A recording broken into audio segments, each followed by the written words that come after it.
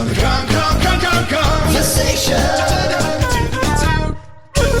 now crossed the threshold into hell, but how can you hear my voice? Oh, I guess there must be a psychic link established with the recording equipment that left next to my body back on Earth. So all of this is still being recorded.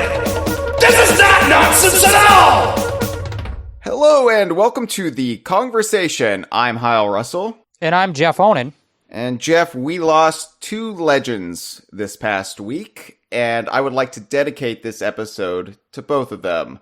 Of course, legendary frontman of the Cars, Rick Ocasek, passed away, and as well as another music icon, Eddie Money. And in his honor, at least, I have 2 tickets to paradise for you and me, as it is Talk Like a Pirate Day 2019. Do you like that segue? Very good. That was topical. Yeah. I like that. Topical segue. Yeah, no, I got to mention, I was like, oh, Rick Ocasek, I could, but he wasn't Sting from the Police, so he didn't sing Message from a Bottle, so I can't really tie the Cars into this. But anyway, yeah, it's our 7th annual Talk Like a Pirate Day episode, Jeff, and it's this time with 100% less nonsense than last year's episode. We'll have some nonsense. I would say the nonsense ratio has been ratcheted down. It is around 40% now, but at the very least, this will be a watchable episode. Well, listenable. No point in watching There's been a lot of research and a lot of data on how much the human mind can take nonsense. And right. We crossed that threshold, but now we've ratcheted back into the acceptable zone. We've done a Talk Like a Pirate Day episode every year. Well, not you and I, but me and someone else. We've done one every year since season 1, since before Sea of Thieves was even a thing. And it just goes to show what pirates have meant to this show, this website, this notion of a shared universe, this Donkey Kong universe, as we call it. Pirates have been around since ostensibly the first game, when you look at the Gangplank Galleon in the original Donkey Kong Country. Even before it was established the Kremlings could be a bunch of filthy pirates, it was basically alluded to. Yep. So that's right. Pirates have been around in pop culture since the first video game. Yes. Donkey Kong Country, yes. Which invented the concept of pirates. It did, and I feel like we can't stop this tradition. Like, some Septembers roll around, and I'm like, should we even do a Talk Like a Pirate Day episode? Considering we do regular Sea of Thieves episodes, and I was like, no, I want to do one, because Talk Like a Pirate Day, to me, a Northern Hemisphere dweller, it is a big end of summer blowout. It is technically still summer for a few more days, and Talk Like a Pirate Day is really the end of summer as far as I'm concerned. People say, in America, oh, it's Labor Day. No, Labor Day is early September. You gotta ride out summer until the 3rd week of September, and Talk Like a Pirate Day is a more fitting way, in my opinion, to celebrate summer than a holiday for the labor movement, which doesn't even exist anymore. So yeah, let's celebrate some piracy.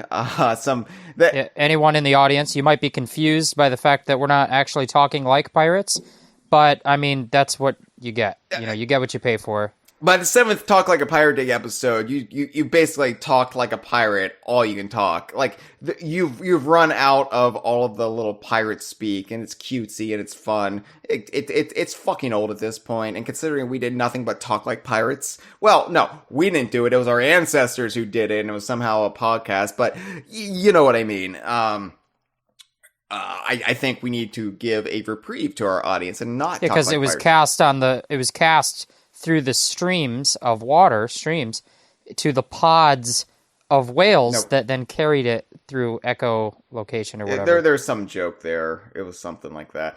But anyway, I mean, not a joke. 100% less nonsense. Not a joke. That was historical fact. But, you can still laugh at history, right?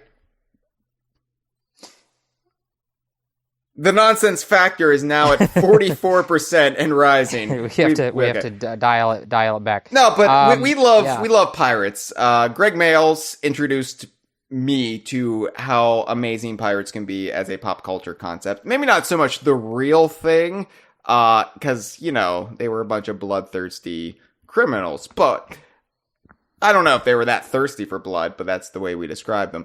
But as a pop culture facet, pirates are amazing. And they've been very important to the Donkey Kong universe since day one. But the question, Jeff, has always been, since Sea of Thieves was announced, is it part of the Donkey Kong universe? And if not, when will it be part of the Donkey Kong universe? And, we've been saying, wait and see, wait and see, wait and see. Well, Jeff, I think this is the episode on this Talk Like a Pirate Day 2019 where we will finally make a definitive statement about whether or not Sea of Thieves is part of the Donkey Kong universe, or if it will ever be part of the Donkey Kong universe. The decision will be made today. Yep, so stay decision tuned. 2019. Yeah, stay tuned. But first, let's get to some due diligence. Real quick, I want to plug DK Vine on Patreon. Check us out, dkvine.com/Patreon. For just $1 a month, you will get stickers, and you will, more importantly, be supporting DK Vine and all of our endeavors. We don't get ad money, we don't get sponsors. YouTube has demonetized us, so literally all of our income at the moment is through the Patreon. And it's not even income so much as just keeping us out of the red. So consider donating if you can. If you enjoy the conversation, if you enjoy whatever we do, check it out, dkvine.com/Patreon.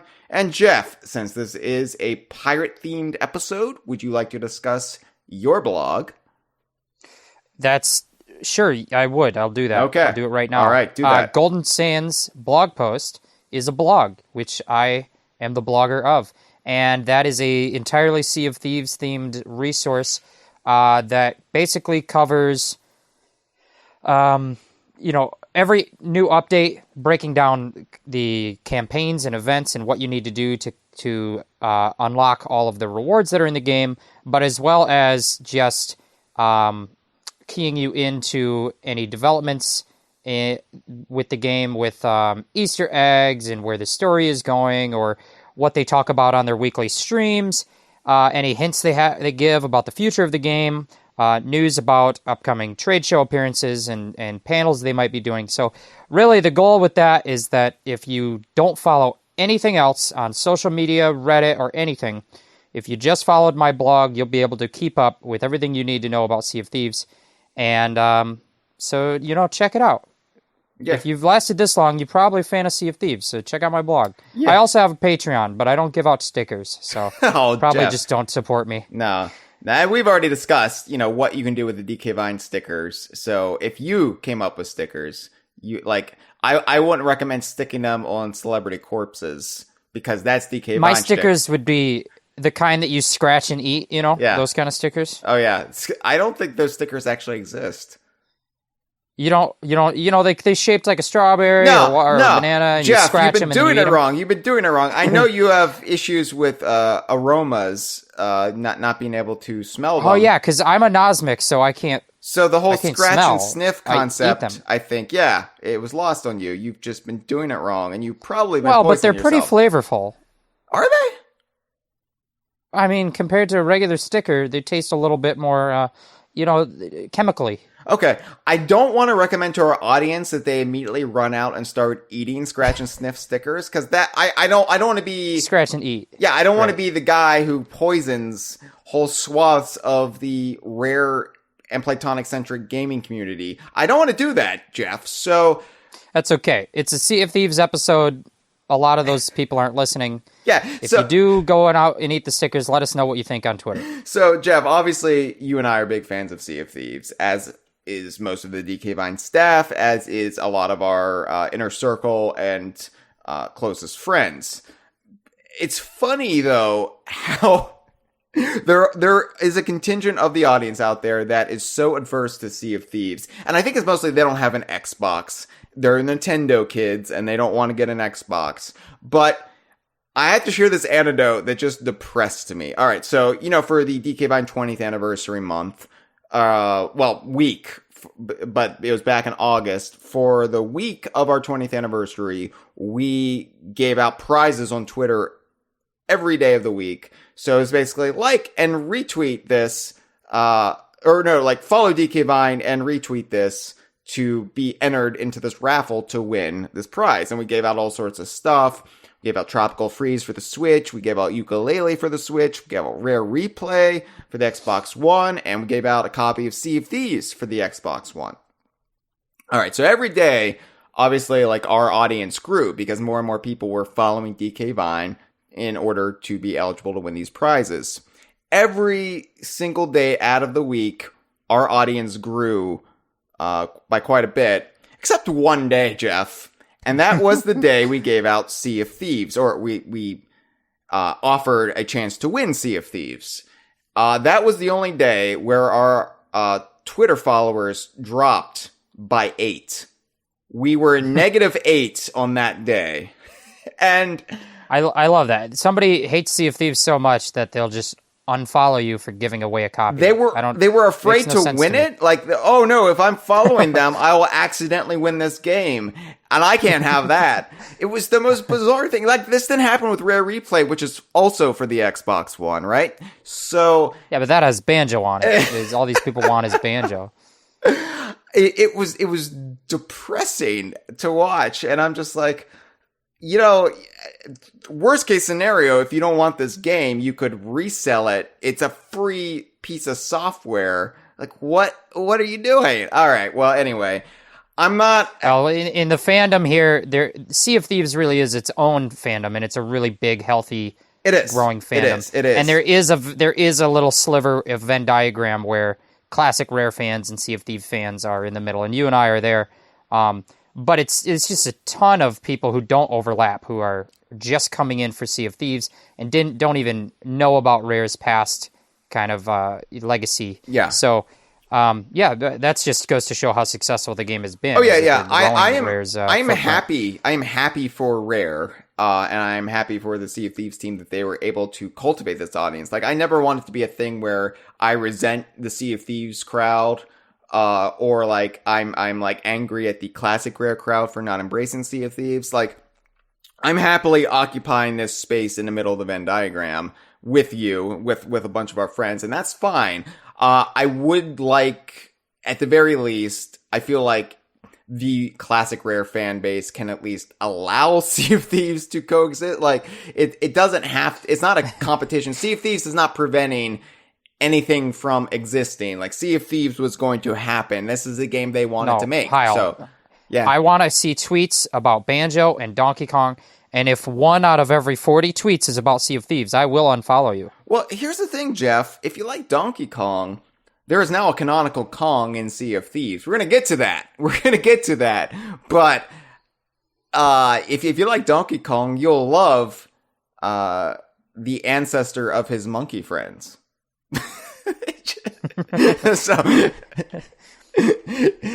So if you like Chachi on Happy Days, you'll love his adventures with Joni, and Joni loves Chachi. Coming soon. That's coming soon. Keep your eyes out for that. They're gonna reboot it. They're gonna reboot it. Yep. Kevin Hart is gonna play all the characters. Yeah, all the characters. Actually, right. So that's great. Jeff, it's been a few episodes since we did our big episode about the Sea of Thieves anniversary update.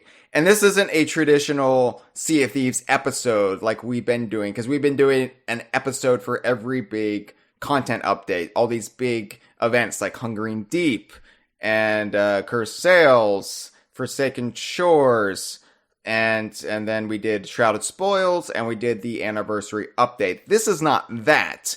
This is still about a pretty big update, but it's not like marketed as such. This is still technically part of the anniversary update. When you go to the title screen of the game, it still says anniversary update, right? So yeah, so I think that and this is what we'll talk about, but really they've moved to a new sort of schedule and cycle of development where in the first year and through the anniversary update, they were very focused on getting these big content packs out, with a ton of new features coming in at once, and a campaign that was kind of built around that, and like these big moments that showcase new stuff in the game. And that was a really good thing because what it did was it helped to change kind of the narrative that Sea of Thieves didn't have a lot of content in it, which was this pervasive kind of idea since launch, especially with the anniversary update, which was so much content at once. It was like the size of 3 of their previous major updates all put together.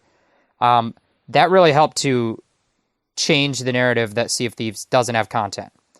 But that way of developing the game, it was really good for marketing. It was really good to have this moment where everyone said, wow, look at all the new stuff at once. But that's actually not the best way to keep the game healthy going forward, because players don't want a huge update every 4 months. They want new stuff every month. And it's tough for the team. There's a lot of crunch, and then you add a lot of stuff at once. You get a lot more bugs. Yeah. And you say crunch. Again, I get it. Crunch. That's from the Diddy Kong game. We're talking about Sea of Thieves today, Hyle. Well, they might both be DKU. We'll find out. Pause. That's at the end. Okay.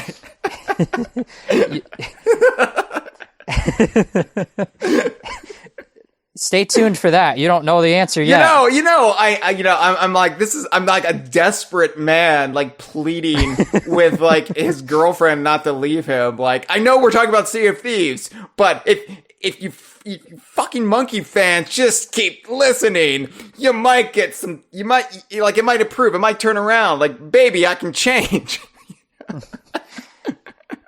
So if you stick with us all the way to the end, we might change our ways. You'll find out. Yeah. So they've got this kind of monthly schedule now, right? And they which is great because there's a predictability to it. Everybody knows when a new update is. It's a second Wednesday of every month. And before, we never really had clear dates on when is new content coming, if there's anything in that update that is time limited, when is it leaving. Like, we never had these concrete dates before. Now we do. And that's really great. I didn't realize it was actually timed like this. So it's basically a monthly cycle. Is it in tune with the tides, Jeff, or? It's in tune with the schedule of the tides as they were back in pirate times. Like, it's an old almanac, and they're timed it with that. Okay. The tides are very different today because of how the moon is growing. Yeah, I know. Right? Well, it's because all of the carbon that we're pumping out is going up to the moon, and the moon's just growing with carbon. It's just science. Inhaling it like a balloon. Yeah. It's blowing up like a balloon, yeah. That's what all those little craters are. Those are where it inhales. It's vaping. 45% nonsense. No, it's at 52% right now. The meter we're over half. All right. It's in the red zone. It's at the edge of the red zone. We're bordering on yellow. Okay, so yeah, monthly. The monthly updates. So it's very different than before when we'd have like a really big update every few months. Now we kind of have regular content. And so we're doing this episode now because it's Talk Like a Pirate Day, but it also kind of works out because we've had 3 months of these regular kind of smaller updates. So that's enough of a sample size. It's like, yeah, it's about time for an episode. Let's talk about this new schedule. Let's talk about these monthly updates and what they're doing for the life of the game. Jeff, I do feel guilty because you just mentioned Talk Like a Pirate Day, and maybe I should talk like pirate just once. All right, hold on. R. There you go. Hoy. That's just overkill, Jeff. We're exhausting the people. We don't want to talk like, that much like a pirate. They come here for a little taste, like just a nibble on the scratch and eat sticker. Mm-hmm. Just get the edge of it. Right, just the edge. So these updates, they're bringing. One of the biggest changes is mercenary voyages, which are like a month-long set of voyages that you can buy these voyages and go on, and they're different every month. They change up the gameplay, and they are meant to drive different kinds of social interaction, and they've got rewards attached to them, but then they disappear when the next month comes out, because next month is out. They want every player in the game focused on the next thing, so that they drive players together or apart or whatever they're doing for the social aspect of the game. Right. So, I mean, we could talk a little bit about those. We've had 3 months of those now in a row. And, they've been kind of varying in quality. Yeah, so I'm of a mixed mind about the way these mercenary voyages have been rolling out and the way they kind of dominate the PlayStation if you're a particular kind of player. And I know I am. I know frequent crewmate Shane Marchus is. I know Cameron is to an extent. You can kind of step out of this a little bit, Jeff, and I'm kind of impressed with your brain's durability here. So the thing about the mercenary voyages is there are all these time-limited commendations that come with it. So you have a month to do all these tasks. Sometimes, repeated. You have to do something 40 times or something. That's just a made-up number, but you know what I mean. And then you'll get the commendation. But if you don't do it in time, the commendation disappears from your menu, and you'll never have a chance to get it back. So if you are an obsessive compulsive player, and a lot of classic Rare fans are, because we were weaned on the collectathons of Greg Mails and the classic Banjo team, Donkey Kong Country to a lesser extent, Donkey Kong 64, but that was an absurd game. That was George Andreas. But we were weaned on those. We suckled the teats of the milk of the collectathon, and that's the way I play games, Jeff. And you're going to describe it in the grossest way you can. I could have described it much grosser than that. That was tame. That was pure. That was about motherhood, Jeff, and you said it was gross. But I play Sea of Thieves like that, and so for me, I can miss a certain cosmetic if it's out of my reach. If you were a pirate legend within the first year, you get this special thing. Well, I wasn't. There was no way I was going to be, so whatever. But a commendation in game, I want to get that, because for me, that is what the progress is. Becoming pirate legend, get maybe maxing out all of the guilds, and also clearing all the commendations. That's kind of the game to me. So yeah, these time limited commendations, I want to do them. But when I only have a month to do them, and charitably, let's say I only play 4 times out of the month, once every weekend for our big Stream of Thieves sessions, I don't have time to do anything else. And they've added so much to the game now that I would love to replay Tall Tales. I would love to just spend a few weeks dicking around in the arena. I would love to do so much now, and I don't have time because they keep rolling out these mercenary voyages that I've got to get done. And it's good in one way, because the way these mercenary voyages are structured, you're also getting gold and points, experience points or whatever, leveling up in the little various factions. So I became a level 50 gold hoarder thanks to these mercenary voyages. I'm almost level 50 in the Order of Souls now thanks to this. So you're still making progress in other ways while you're doing them, but you can't multitask that much. Yeah, and let's just clarify, when you're talking about these commendations taking up all of your time, really, it has just been a couple. It still counts, though. It still counts. Well, no, I know it counts, but I want people to have the full perspective here that 90% of the commendations and the event that they give us has been really great fun. And then there's just been one commendation each month that was just a ridiculous grind that was maybe badly balanced and took forever. So should we talk about each of these months that we've done so far, the past 3? Or, yeah, we can break them down a little. I don't think we need to go super into detail, but No, we're not going to, but, well, the first one was Black Powder Stashes, and that was voyages that had us. It sounds like a product Mario would use, for his mustache. Yeah, because he's starting to gray, and he wants to appear young and virile. Oh, he's been gray since the 90s. Yeah, he is dying that. There's a reason his mustache once you is put black. the black powder on your stashes, and now his you look mustache a lot is younger. black, but his hair is brown. Yeah, okay, Mario. Okay. So Black Powder Stashes was the voyages that had us digging up gunpowders, including the Stronghold gunpowder barrels, Yeah. which are the super explosive, mega bombs. And we're delivering these around. And that created a really fun sort of a choke point where you were going along this route that crisscrossed the map. And since other players were doing it, you were coming across other players, or other players were not doing it, but they were just out for blood and they knew the path you were going because of this event. So it created a lot of tension.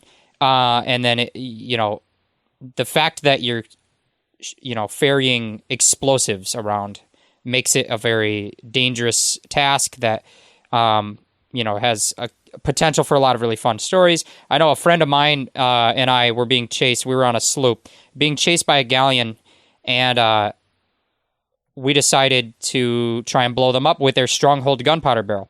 So we got going in a straight line. I jumped off with the barrel and told my crewmate to wait about 10 seconds and then have them jump off to board the ship after I've detonated it. So I'm swimming in the ocean. The ship seems to be veering to the side, so I had to swim pretty much fully horizontal to try and get out in front of them because they were veering and changing their course. And right before the ship kind of passed over me in the water, I could see all 4 of their crew members were standing right at the front end of their boat. And so I let go of the bomb and it exploded, and it either killed all 4 of them or sent them flying off of their boat. And then within less than 10 seconds later, my crewmate boarded their ladder and made sure that there were no survivors and they sank. And then we just mermaided back to our boat and we were fine. And it was really great. And you don't really get a lot of those moments where you're getting in these big explosive fights. So it's really great when the game kind of forced that or put us in a position where it encouraged that to happen. And now I have that story. So that was a really great moment. And I think that is kind of emblematic of what these mercenary voyages can be. They have us working on voyages and getting progress and getting loot and reputation, but they put us in these situations where we might have encounters with other players and unique things happen. Yeah. And I really enjoy Black Powder Stashes up until a point. And that's, so, I don't want to keep harping on this, Jeff, but I bear some psychological scars from this, and that's just going to be the way it's going to be, until I've properly, cleansed my palate of the past 2 months. So yeah, Black Powder Stashes was a lot of fun. I really like digging up all this gunpowder, which for you Donkey Kong aficionados out there is essentially the same as the TNT barrels from the Donkey Kong games, just explosive barrels that they're just a lot of fun. You can get into a lot of mischief and mayhem with them, and just digging them up, and then you could sell them, and on the outpost, and it was just a great way to get reputation and money.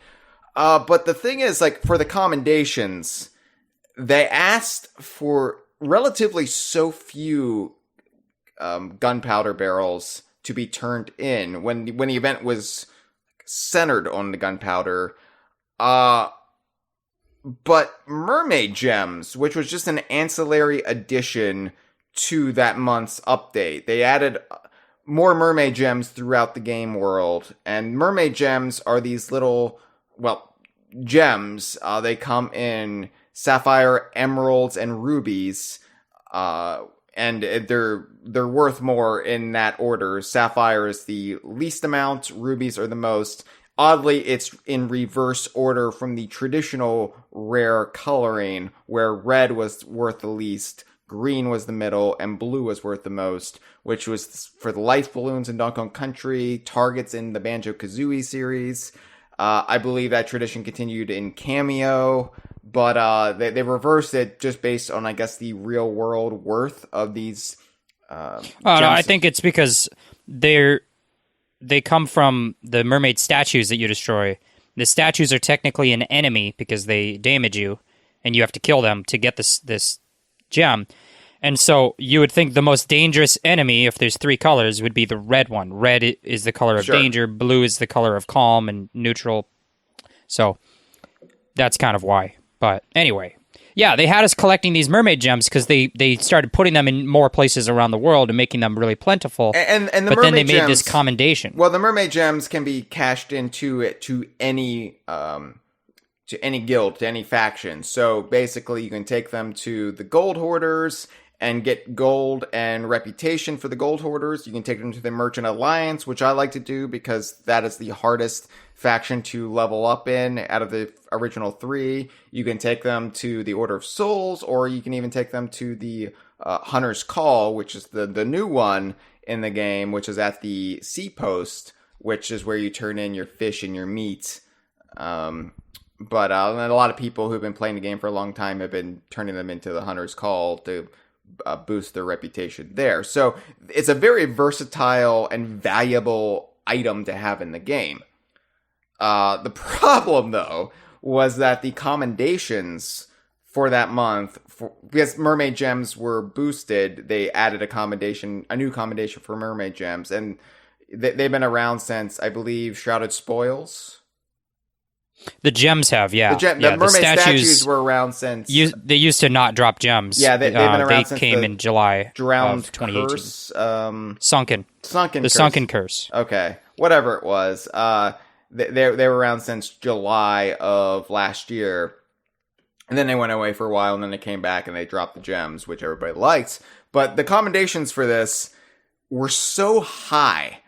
Was it turn in 20 gems to each of the 3 factions? Each of the 3 original factions, yeah. You needed to get 60 total gems in a month, and I mean, I got it, but I know that a couple people were coming down to the wire and had to really grind out a few sessions. The problem was if you only played it once a week like I did in like these 4-hour sessions, you came down to the wire, and like ostensibly this would have been fine, but the focus of the event then for a lot of people became about mermaid gems rather than the gunpowder. And I know Shane and I were just grinding it out like in the day or 2 before the event ended and this commendation went away to get everything, and we did. But it was stressful. And then I think I was 2 away, and we're coming into the outpost, and then we got ambushed by our allies. We were allied with this ship, and they attacked us and they stole our gems so they could get it. And then that really put me in a sour mood. So yeah, that was one thing. I think, look, obviously this is important criticism to share. It's good analysis, but I want to emphasize that, like, aside from one badly balanced commendation each month, and we'll get into the next one. Oh yes. I feel like these have been overall a really great addition to the game and keeping things fresh and giving us new stuff to do. And the 90% of it has been amazing. It's just like one commendation each month that has turned into this really annoying grind. And I, like you were saying before, some of you in the community have this mentality that you have to do everything.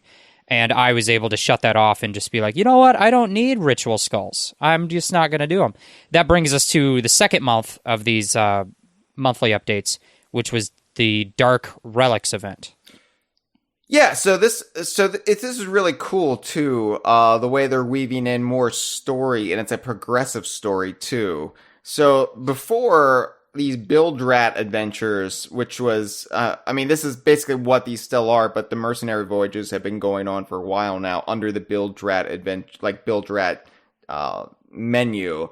But like before, they would have this thing where, the Duke, who is the head of the Build Rat, which were originally just like the adventure seekers. Like they weren't concerned so much with gold or anything else. They were just there for the adventure of life on these islands. So they would like give you challenges like, sit in these chairs that I built and hid around the islands, the Skeleton Thrones event. And so originally it was like that, and the only story elements came in when you have a big event like Hungering Deep or Forsaken Shores, and that kind of drove the plot of the game, or the myriad of plots of the game, forward. But you wouldn't really get that with Build Dread Adventures. Now that's changing, and each monthly update progresses a little bit of the story or different stories more and more. Yeah. There's I'm really liking escalation. it. It reminds me of the lead up to the Cursed Sales event when Wanda, the weaponsmith, was gradually having these kind of teases and Easter eggs appearing around her, where Salty was inside her shop working on something, and there was this colorful smoke in the air, and then she suddenly, one of her arms turned into a skeleton arm, and she would hide it when you walked in the shop. But if you looked through the window, you could see she's got this skeleton arm, and she's studying it like, oh no, my arm is a skeleton. That's not good. And then Salty turns into a parrot, a skeleton parrot because of a curse. And we're watching all this unfold every update, every time they patch the game. They're kind of progressing the story until we got to the Cursed Sales event, where there was this big story about how Wanda turned into a skeleton and now was waging war against the outposts. And that was great. They built up for it. And then I feel like they never did anything like that again, where they had this buildup of Easter eggs that were teasing an incoming story. And now they are doing that every monthly update. Yeah, every monthly update kind of has its own story, but it's ongoing. Forsaken Shores came in after that event, and it just kind of dropped. And it was just like, all this stuff has happened, and then Shrouded Spoils was even more, I think, egregious as far as that went. And Tall Tales, basically showed up. And while Tall Tales was interconnected and stuff, there was no build up to it. So at least not in as much as like a month to month or week to week build up where things slowly change in the game world. And now we're getting that, and it feels more like a living, breathing environment. So that's appreciated. I really do like that. And I think it really was hammered home with Dark Relics for me. Black Powder Stashes, I didn't really realize it at the time, but then Dark Relics rolled in. It's like, okay, they're seeding a lot of stuff right now. And that's really cool. With Dark Relics, the premise of it was that the Skellies, which are still the main antagonistic group in Sea of Thieves, like most of everything bad that happens is at the hands of the Skellies. They drive the antagonism in the game. The Skellies have stolen all of these, artifacts. Artifacts from the Order of Souls that are used for magic rituals and whatnot. And why have they stolen them? They're up to no good, and so you got to get them back. And so you basically had to hunt down the Skellies that would give you the map to where they buried their the relics they stole. And it was really cool because you got these time limited items like this little skull, this little like skull head that looks like Mumbo Jumbo. I don't think it was a deliberate reference. That's just what we referred to it as. Yeah, a little voodoo mask. Yeah. All these artifacts that clearly would be used in some kind of sinister ritual to. We don't know the purpose of these rituals yet, but we do know that skeletons in the game are trying to do rituals, and they've stolen a bunch of artifacts to make that happen. So that is kind of feeding into the teasing for what is to come and the buildup of the story. And it was also cool because it gave you a reason to fight Skellies again, like island to island. Because not many people just do the voyages anymore. Like, I'm going to go to the Order of Souls and take on this Skelly bounty. It's like very like basic when the game came out kind of stuff. But I think everybody's like moved on to these like higher concepts in the game. So it's cool to be given a reason to do that, but within this new context, and made it exciting again. And so that was appreciated. And like all the little different items, they were all cool. And it's cool too that a month later now, like they're still seeding this because there is this shrine in the Black Witch, which is the crashed galleon in Shipwreck Bay based on the galleon from the game Black Witch that Rare released when their ultimate play of the game. And there's a shrine now that has some dark relics on this table with all these candles around it that just added to the game. It's like, well, what is this for? Who's up to no good? Like, what? Right, what, we're seeing the evidence of the rituals that the skeletons have done or are doing. Because we missed we missed these 5 relics, and they're being used for something, but we don't know what. And yeah, it's just stuff like that. It's really cool. But Dark Relics also brought a couple new permanent features to the game as well, and I really, really like all 3 of these. And that is Reaper's Chest, the Harpoon Rowboats, and the Barrels at Sea being boosted. So let's talk about the Reaper's Chest, because... Yeah, I love the Reaper's Chest. This is an excellent addition. I've only done 3 of these, because it is a high pressure, high octane kind of thing. It's basically the new version of the Fort. We used to make fun of Fort Bros, as we called them, because they're the players who only care about the forts going active, and then they rush to the fort and they're hoping for some PvP. They're hoping another crew comes and they get to fight, and they're just all about the fight aspect of the game.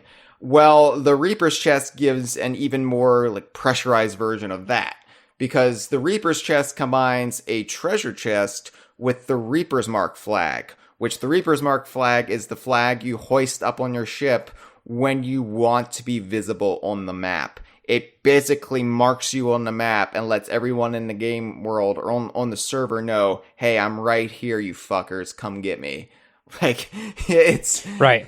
And it's great because it's like when that Reaper's Chest is out there, if you pick it up, everyone on the server knows you have it and where you are at all times. So now you're really pressured to go sell it. Well, or you're using it to bait people in if you just want to be chased and get in a fight. I also love the beacon that goes up when a Reaper's Chest is active on the server, because you can see this across the ocean, and you're never sure, like, how far away is it until you check the map table. Like, it could be, clear on the other side of the Sea of Thieves, but it could also be, like, right next to you. And it reminds me, honestly, I'm going to keep this relevant for the Donkey Kong fans who are like nodding off, waiting to get to the monkeys. It reminds me of the Kremlin source energy from the end of Donkey Kong Country 2. Just a swirling little light show of blues and purples and pinks.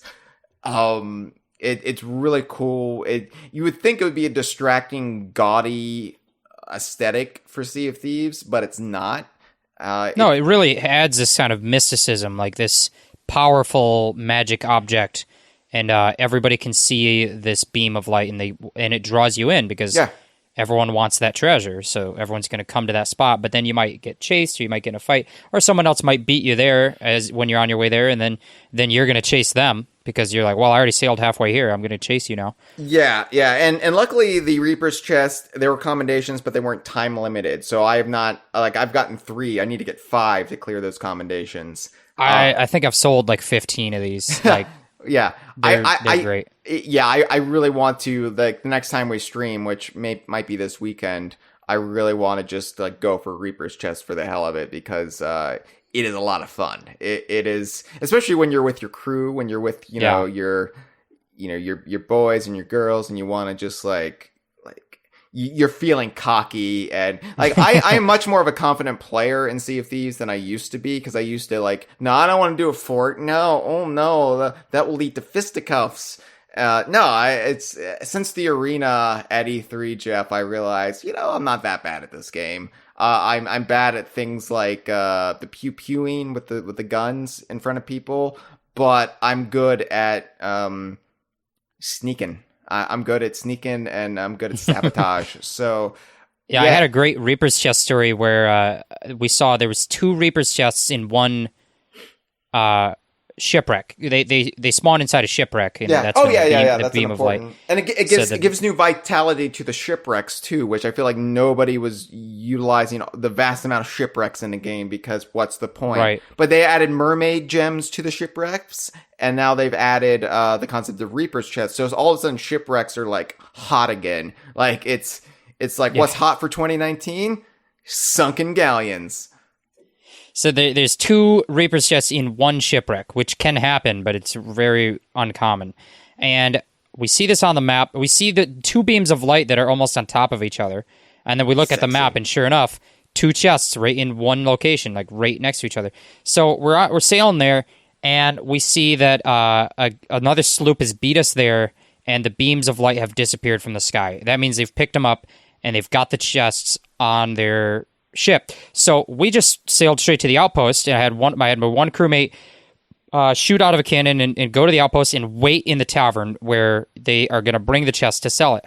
And I sailed away because I didn't want them to see my ship parked there and, avoid that outpost, and maybe they'd run from us. I didn't want them to run, so I sailed the boat away. And as they were coming to shore, or to the post, I turned around and started sailing back at them, and they went full speed ahead, crashing into the beach like suicide style. Like, forget the boat. We'll just crash the boat. Let's just jump off with these chests and run as fast as we can. And so I came in behind them and dropped my anchor, and I went to shore.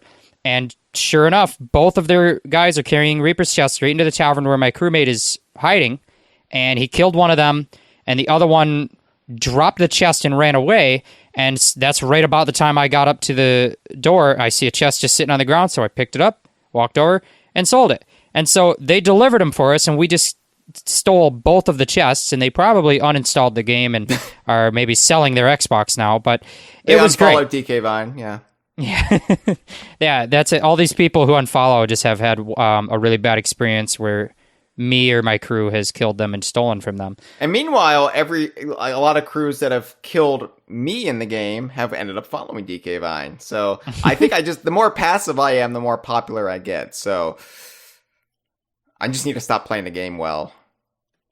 Yeah, that's the issue. So the one downside to Dark Relics, just like Black Powder Stashes had a big downside. Well, we didn't talk about the. I want to talk about the rowboats with the harpoons. Oh, there's rowboats. There's rowboats with harpoons. There's rowboats. We got to talk about the rowboats. These are not just regular rowboats. Yeah, so they added rowboats in a game way back in Forsaken Shores, right? Yeah, that was like because they needed a way to get over the hot water without getting your feetsy burns, ouchies.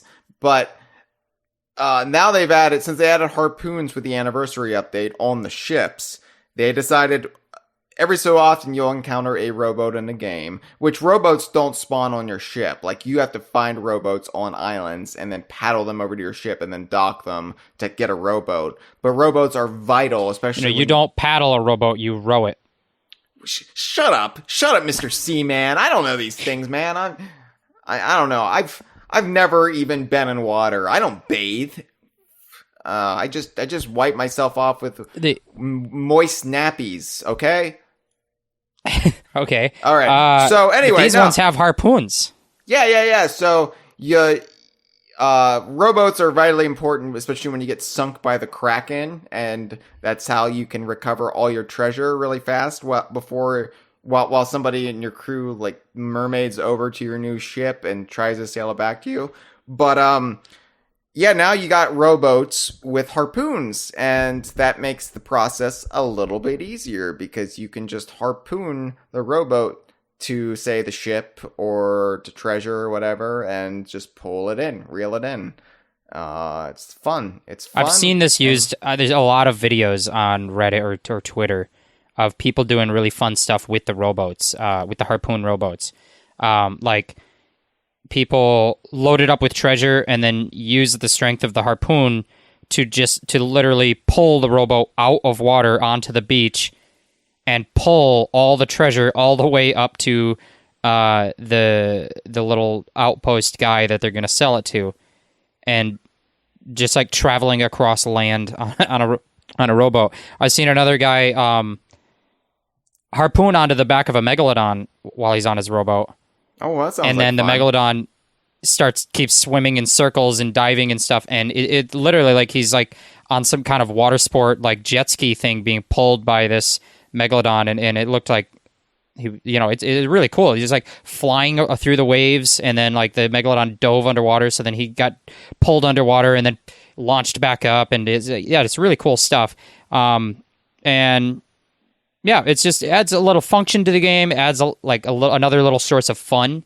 Something, just a tool you can play with. I barely fish anymore. Like, since they added fish into the game, like for a while there was like fishing, but there's so much just little fun stuff now. Little stuff that I'm just like, oh, what? I forgot I could even fish. Like, there's so much quality of life improvements to the game, just that seem like minor on the surface. Like, we would never do an episode of the Kongversation about the fact that you can now harpoon with a rowboat. Like, that would be excessive, but that it's in the game adds so much to it. And especially when you factor in everything else they've added to the game since, say, the anniversary update. So what it really comes down to, these monthly updates are focused in on, like, one sort of event or voyage. But what's surprising is, you're focused on that, and you don't really even realize the quantity of substantial changes that are coming month to month that are just getting trickled in.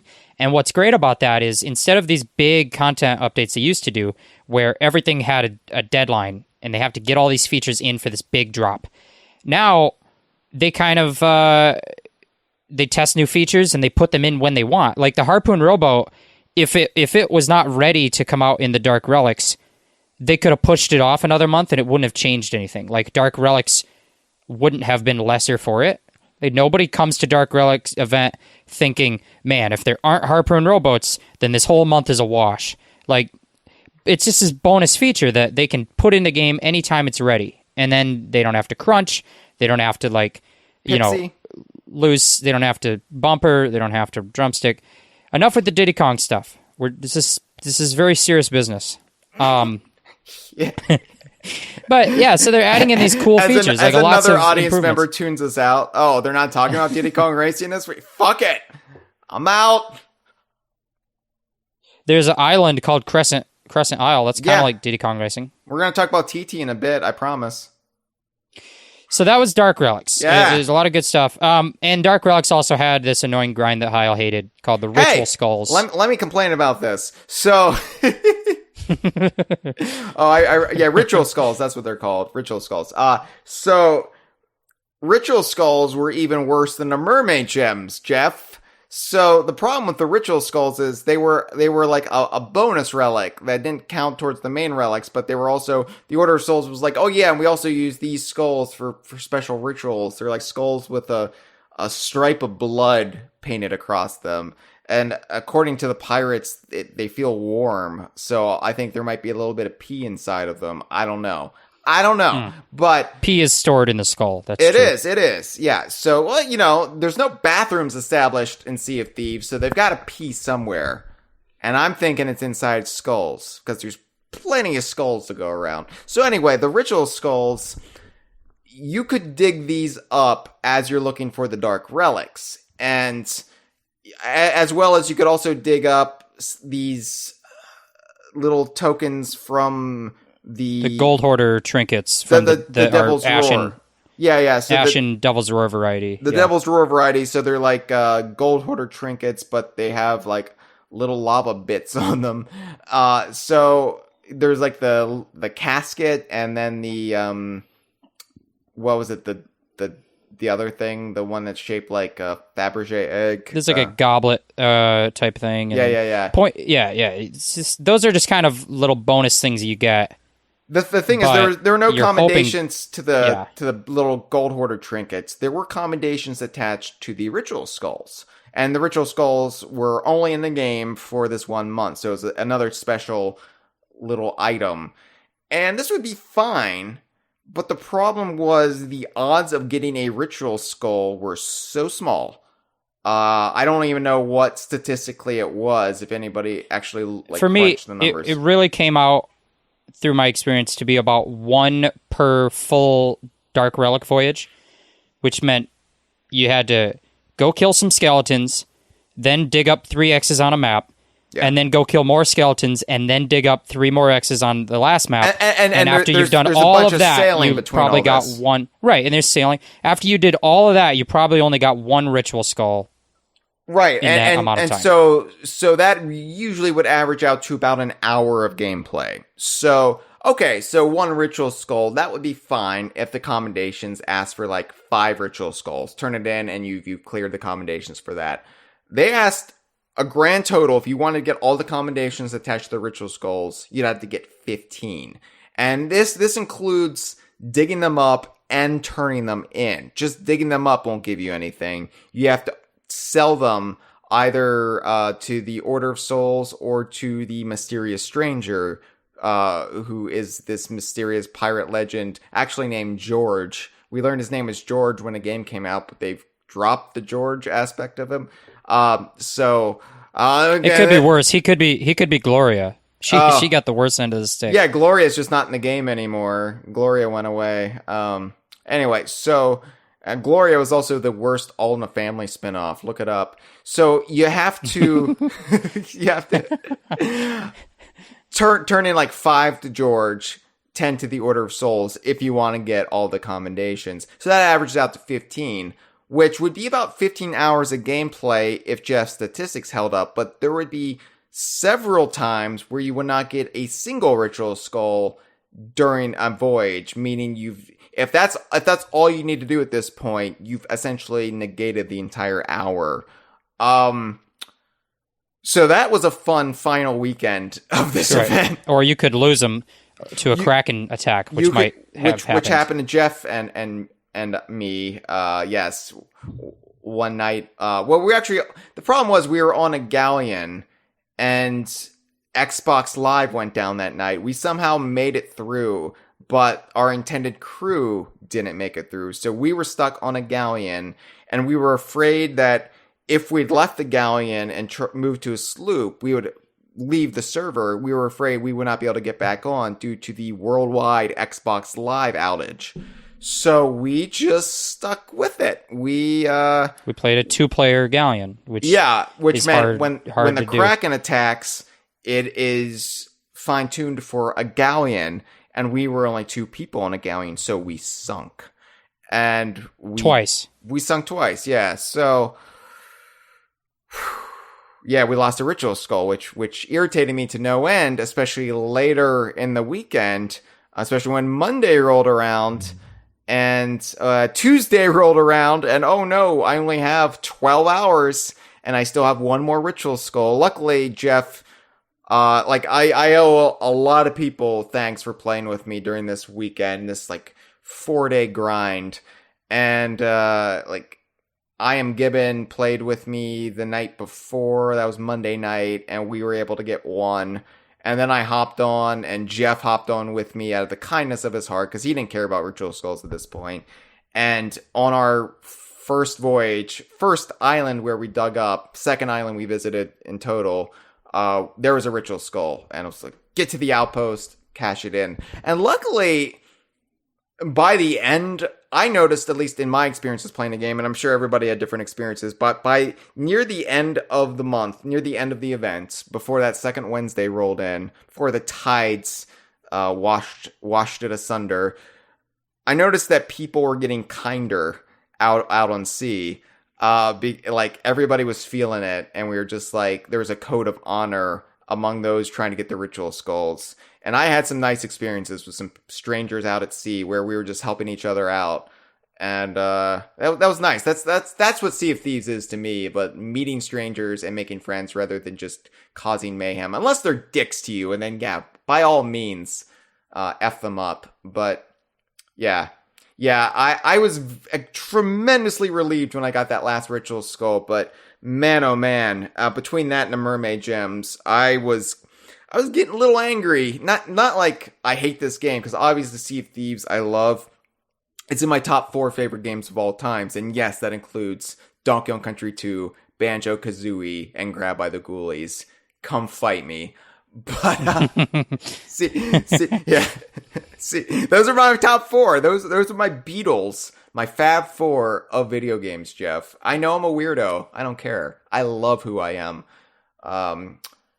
But yeah, that really made me a little grumpy as far as like how they were deciding like how many commendations they get versus this scarcity of these items. So Like I kind of suspect there might be some people from Rare that will listen to this because it's a Sea of Thieves themed episode, and I just want to say I'm really loving the monthly voyages, but what I really would love for them to do is not look at this as a way to entertain players for an entire month, because there's enough stuff in the game now that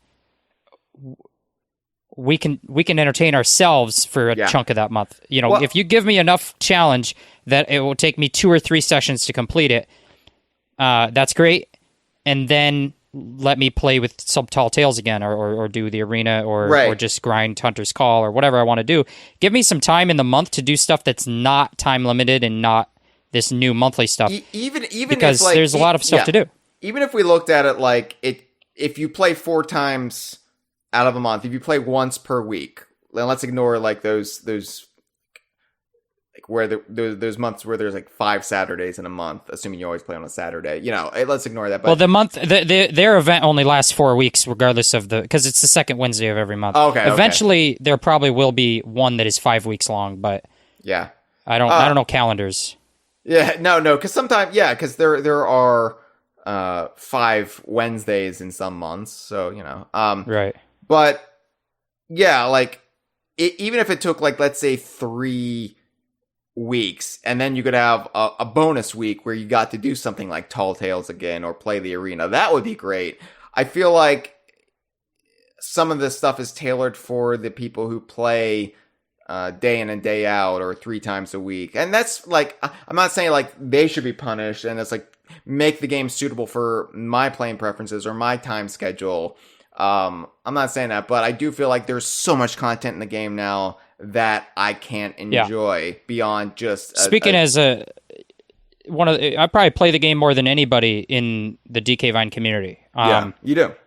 And so speaking as one of the most time dedicated players that plays the game most of in your top 1% or whatever, I still don't want there to be a commendation that takes all of my time to complete as a player who plays a ton. That's just not necessary. Give me enough content to last like 2 or 3 weeks, and if I speed through it really fast and I'm done with it, that's great. Then I can do other stuff. And if you're a player that doesn't play as often and it takes them 3 weeks to do it, then that's good, because then they still have time to do other stuff. Please, no more Ritual Skull grinds with RNG. No more collecting 60 mermaid gems in a single month. That's a lot, all right? And you know what? Those commendations are fine if they were not time limited. If there was a way, if you said collect 60 mermaid gems, but you can take 6 months if you want to, because mermaid gems didn't disappear. There's still mermaid gems out there. Why would that have to be a time limited thing? Yeah, and I think this is almost silly to complain about, because what we're basically complaining about is there's so much content in the game, and we just want to be able to appreciate all the content. This is the complete inverse of what people are complaining about March 20th of 2018 when the game launched, is there's not enough to do. Now it's the exact opposite problem. There's too much to do in the game. The game is too full. Help me out, Rare. So it's not exactly a bad thing, but I really feel like Tall Tales, I played every Tall Tale once, and I'm dying to go back and really just savor it once more. It's like some movies, they're better the second time around, and I feel like that's true with video games too. Like the first time around, you're not absorbing everything as much as you could because it's all new and it's just sensory overload. And I want to go back, and I want to actually see what happens when you beat the Gold Hoarder. I want to see what. I don't want to like listen to it vicariously through my crewmates as I spawn back on the ship from the Ferry of the Damned. So I'll put it this way: if you're going to give me enough content that is unique and like If it takes me a whole month to do stuff that you've added this month, but it's all like unique stuff, it just takes a long time to do, then I can't really complain. What I'm complaining about, I guess, and take it with a grain of salt, because I loved these events. So this is just like my one complaint out of like 99 positive things to say. But the problem is that you're not giving me a month's worth of stuff to do that is unique. You're giving me that good like 2 weeks of stuff to do that is fun and unique, and then a grind for one measly loot item that just takes a lot of repetition and unfun grinding to get, because they didn't balance the commendation to be the right number. I think, like with the mermaid gems, 60 mermaid gems in a month was too high, and then maybe the number of gunpowder barrels you had to do in a month was maybe too low, because you could finish those off in like a day if you were going from fort to fort collecting every gunpowder barrel you found. You could finish those commendations off in like a day, but then Hyle was grinding like day after day to try and get gems, and he would play for hours and only get a couple. So I think, just look at the numbers, look at the time sink that is involved, and focus the commendations on the stuff that's unique and new, like digging up gunpowders and in that, and don't focus on this sort of grinding for one collectible that will just take a ton of repetition to complete. That's my one little complaint, one constructive little criticism. Same, agreed. That's mine. But I also feel like maybe they've learned their lesson, or maybe they've listened to feedback, because it seems like that is not so much a problem with this month's update. Yes, Smuggler's Fortune is the latest event, and that includes a lot of stuff they've added to the game, and we'll get into some of the really exciting stuff. Yeah, this is the biggest one so far of these monthly ones. Yes, biggest update since the anniversary update. So, and when you factor in everything that was added in the past 2 months before this, it is essentially an update to the game like of old. So, right, and and we're not going to get into the nitty gritty on every one of these things. I do think that there, shout outs need to be made for some of the great bug fixes and little quality of life improvements, and like rebalancing efforts, balancing the payouts on the Hunter's Call stuff. All these little things, we just can't pay lip service to all of them in a podcast. But every update has been really improving the game in a myriad of ways that we haven't discussed. So kudos to all of that. But Smuggler's Fortune is definitely the biggest one so far. Yeah, and I think Smuggler's Fortune, what they've added, the event itself, the new Mercenary Voyage, is kind of secondary compared to everything else they've added to this one, because obviously the big draw is the Pirate Emporium and Duke's Black Market. But playing it with you guys this past weekend, I was having so much fun. And I think maybe it was not having that pressure of the grind and worrying that I'm going to miss out on a commendation. And also the big quality of life improvement, which are pets, which we're going to get into. But it was just a joyous experience. And I was like, I didn't want the session to end. Like, you guys were like, oh, I think it's time to wrap it up. And in my head, I was screaming, no, I want to go another 4 hours. I'm really enjoying this. And I'm dying to get back to the game this weekend. And like, in my defense, when I was ready to end it, we had been playing for like 4 hours, and I had done a 12-hour session the night before. Okay. Okay. So that's all, I needed a little bit of pace in myself there, but yeah, this event has been great. The new voyages. The thing about Sea of Thieves is that the game has been out for a year and a half, a little bit more than that, and I've also been playing it for in essentially the 2 years before that, like at E3, at Rare, in the technical alpha. But I've been playing this game for 3 years, and the fact that I am at the point where I'm dying to play it again, that it feels so vital and fresh, just goes to show everything that they've added to the game and the ways they've kept it exciting. It is not, if you've played it and you got bored and you're like, oh, whatever. Because I've seen some comments that, I really played the game heavily in the technical alpha or when it came out, and then I just got tired of turning in chests. And I'm like, that's not even what the game is about anymore. It's not even about just, going and digging up treasure. I mean, there's components of that, but they factor into this larger tapestry now. It is nuanced and it is much more complex. And there's a fucking parkour course up now just for the hell of it. If you just want to do some essentially 3D platforming, you can go do that by the arena now, for no reason. They're giving you so much to do, and it does feel like a living, breathing game world. And I'm excited to take on the persona of my pirate ancestor, Cousin Russell. It's just a fun place to visit, and yeah, I'm like, there are times where I was like, I need a break from Sea of Thieves, and I'm not at that point right now. I'm like, I need more Sea of Thieves, please. Can we do another stream this weekend? I don't care if you have a funeral to go to. They can wait. The body can be kept cold. All right, let's play Stream of Thieves. Let's play Sea of Thieves. Let's Stream of Thieves, everyone. Anyway, so Smuggler's Fortune, yes. Do you want to talk about the minor things, I guess, which are like the events and the lore that they're kind of building up right now?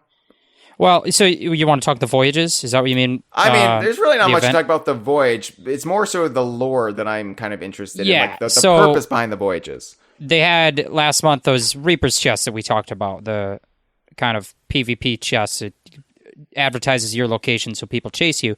We're selling those to Duke, the bilge rat, and he tells us this month, hey, I sold a bunch of those, and I've been building up my reputation here, and now I have enough clout and money or whatever to open up my own storefront, a black market, of course, because he's even when he starts to become a bit more, business-like, he's still not going to be reputable. He is a bilge rat, after all. But he says, by the way, a lot of those Reaper's chests actually didn't have anything of value in them. They just had old rags and bones in there. And so I chucked them. I went and I buried them in the ground on Shipwreck Bay, because what else are you going to do with a box of bones that you don't need is bury it.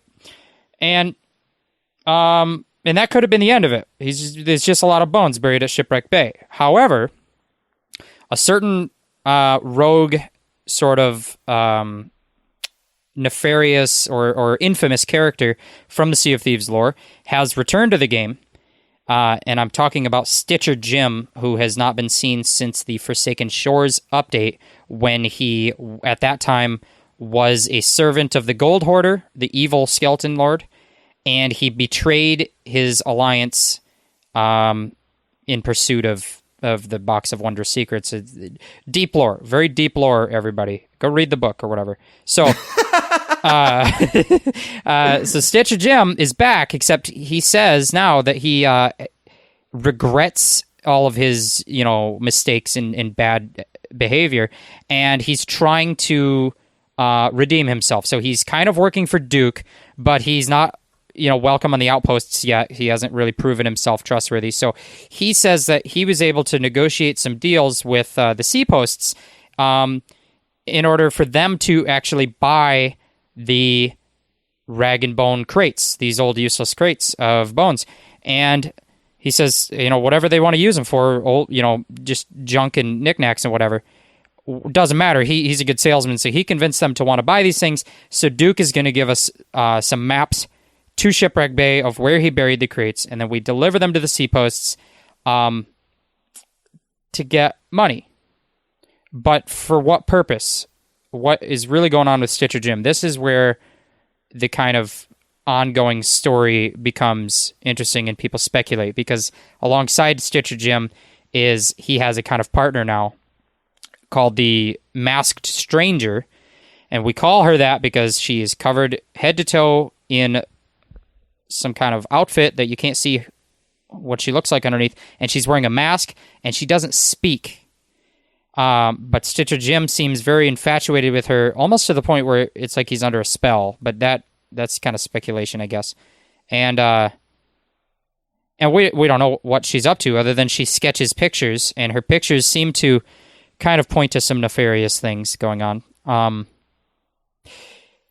So we're kind of yet to see the fruit of all these they're laying down these dominoes, and we haven't seen where they lead yet, these breadcrumbs, but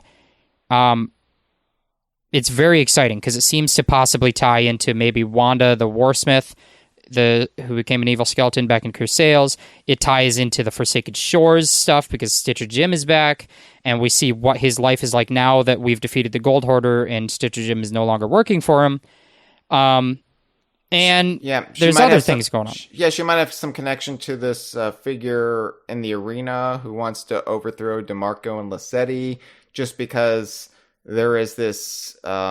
She's talking there's this figure by the arena that was ranting about like wanting to take over the Sea Dogs, which is the group that runs the arena and it's the characters from the comic, DeMarco and Lassetti, the children of the pirate Lord Ramsay. But then near the arena, like up top, there is this hidden layer, and this porcelain mask was found there last month, and now this mysterious stranger is walking around with the porcelain mask. So could it be her? Could it be Gloria? This masked stranger, former mysterious stranger? I don't know. Like they do reuse characters they've removed from the game. I'm thinking Salty. And they usually use them to turn them into shitheels. So I don't know, but it's I like that there's a mystery, and there's all sorts of different concurrent mysteries, but this is kind of the mystery that's gaining momentum at the moment. So as far as the voyage itself goes, it's fairly straightforward. You dig up some crates and you deliver them. They have like a sort of short time limit, where if you deliver them on time, you get doubloons, and if you deliver them late, you get only gold, and there's some commendations that require you to have them on time, but there's other commendations that you get just for delivering crates, whether they're on time or not.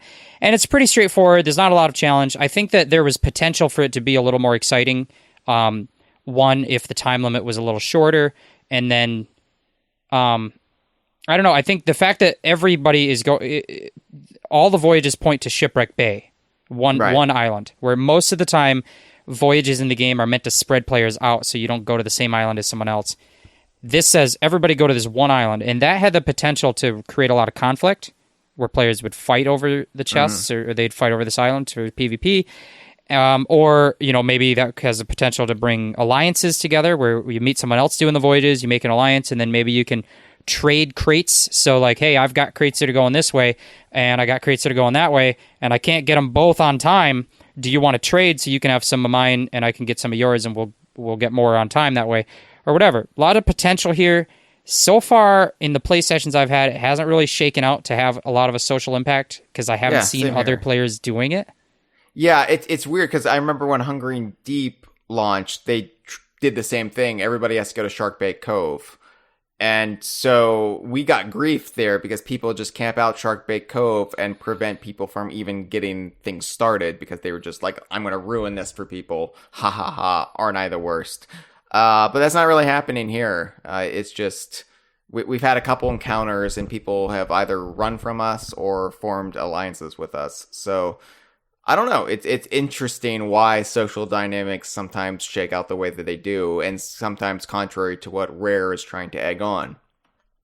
Yeah, and it could just be our own. We've had a small sample size of play sessions, and we just might have had a lucky server where no one else was around really bothering us or trying to do the same voyage. But yeah, we could play this weekend, and it could just be miserable for us. So. So on top of that, there's some other cool stuff they added. They used to have they have the skeleton ships, the galleons run by Skellies that roam the map, and they used to have it so that they would also on occasion emergently attack you rising out of the sea, like the like Davy Jones, on the Pirates of the Caribbean, right from the monkeys, right? Right, with the monkeys, yeah. Yeah, there was a monkey in that movie. And they would emergently attack you the same way that a Megalodon or a Kraken would. And they took those out of the game because they didn't think they were very well balanced. If you were on a galleon, it was kind of, very doable. If you were on a sloop, especially if you were alone on a sloop, if that thing popped up, it was like a death sentence. And then, especially if you were brand new at the game, you didn't know what you're doing, and you just go out for your first sail, and then a ship pops up that is just impossible for you to defeat. That's not a good look for a new player, so they took them out of the game, and now they've brought them back, and they're balanced now because they have also added in sloop varieties. And so a sloop, the much smaller, easier to defeat ship, those can roam the world, and those can emergently appear out of the water too. And if you are piloting a sloop, you're more likely to be attacked by a sloop than by a galleon, which makes it a lot more manageable for you. Yeah, and it was fun. We attacked one of these sloops the last time we played, and it's like it goes down like Swiss cheese. I think you were just like, this is pissing me off. Let's take it out. And so I was getting a little tired. I was running low on blood sugar. I was starting to like really fight with the chat. and so that's when that's when people in the chat started calling you a stupid idiot. Yeah. Fair enough. I was stupid, but it was also past that kid's bedtime. So like, what? And I think you were hoping the Skelly sloop had insulin on it to get your blood sugar corrected. I just needed like some orange slices or something, man. I don't know. They've added in, like you alluded to, the Sea Dog Tavern has that parkour course now that is there for no purpose at all except for fun. Just people do it for fun. You can platform. They added the storage crates that are crates you can find lying around that you can put any resource in. It's like a portable barrel. And those are really coming in handy. Those are cool. And they added in a session rejoin feature where if you get kicked from the game, they will keep your ship active on that server for up to 10 minutes while you try to reconnect. So if you're solo and you don't have like a friend to reconnect to, and you got kicked, you would just lose everything before. You could not get back to your server. Now you can rejoin the same server, and your stuff will still be there. Obviously, it's an active, living world. So if you're gone for 10 minutes while your ship is sailing around, who knows what state you're going to find it in when you come back. But that adds a little bit of fun tension to it. Maybe you come back and you're being attacked by a Kraken or something, but at least you have the feature to come back instead of, that's just a really nice quality of life addition that improves it for a lot of people who had struggled with that. And that kind of brings us to the bulk of this update, which is cosmetic stuff. The new shop fronts. So I think the lesser of the two shops would be Duke's Black Market. And maybe that's not fair because I think more people will probably utilize Duke's Black Market because it doesn't cost any real world money. It's less of a news item because adding in real world money shop is obviously going to be the bigger news item of the month. But right, and there's less desirable things in Duke's Black Market because you don't get pets or you don't get the fancy legacy ship cosmetics, but legacy, I mean like rare legacy ship cosmetics, but. Yeah, no, Duke's Black Market, basically. So doubloons have been in the game has it been, when did doubloons since debut? Skeleton Thrones, which was like the first week of June. Okay, yeah, so they've been in the game for most of its release, but doubloons have only been used to buy build rat adventures, the various quests, including the mercenary voyages. And then they've only been used to buy the time-limited cosmetics that Duke would be offering once you clear whatever you need to do. And sometimes it would be, you just need to earn these doubloons to buy it, and that's how you get them. That was the way it was early on before they started locking them doing the commendations. And, but that was really the only reason to use doubloons aside from buying what I call the rare candy of Sea of Thieves, where you could level up. You buy a promotion in one of the guilds or factions or whatever the terminology is. I don't trading company. Trading companies. Okay. So you could do that, but I think a lot of people were accumulating doubloons and more and not having any use for them.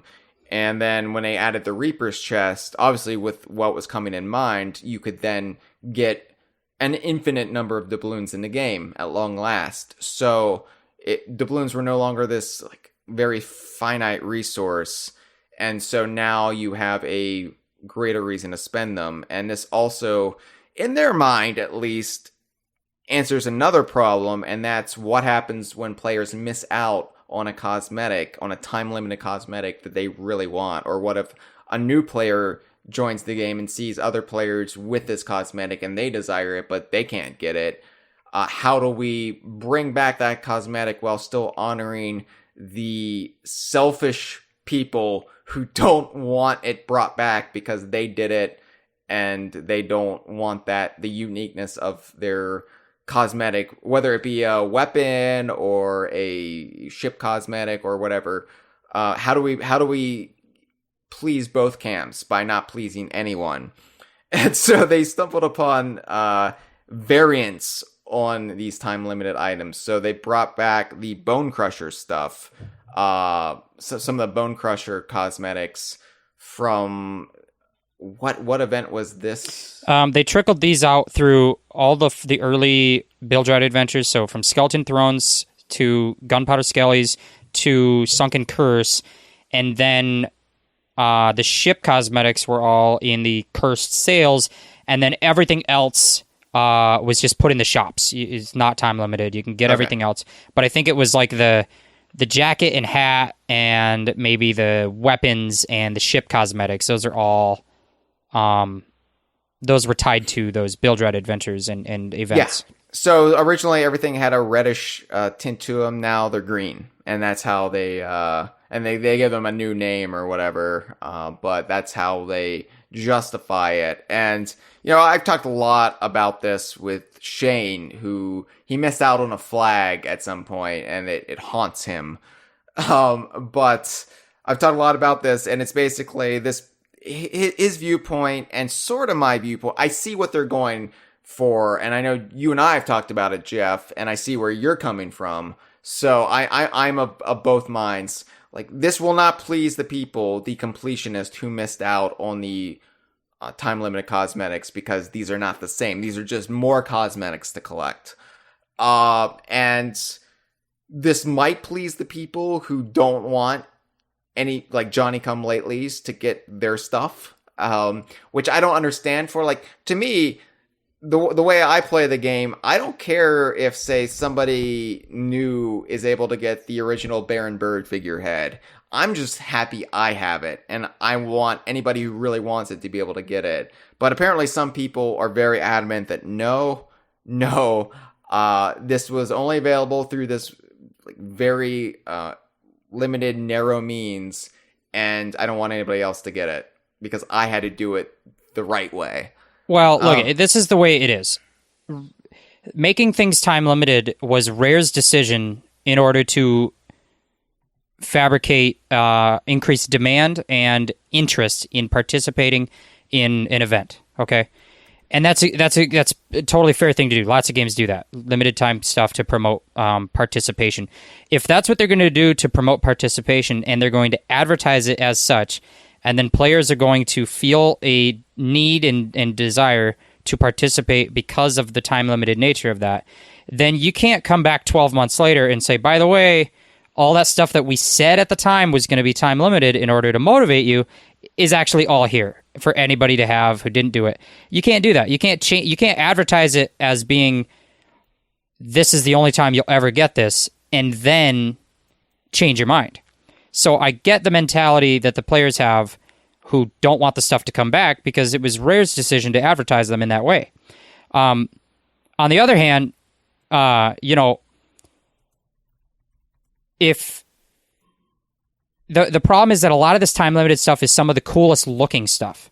And so if you come into the game and you're feeling like, I can't collect everything because I wasn't here before, that kind of sucks, but there's nothing we can do about that.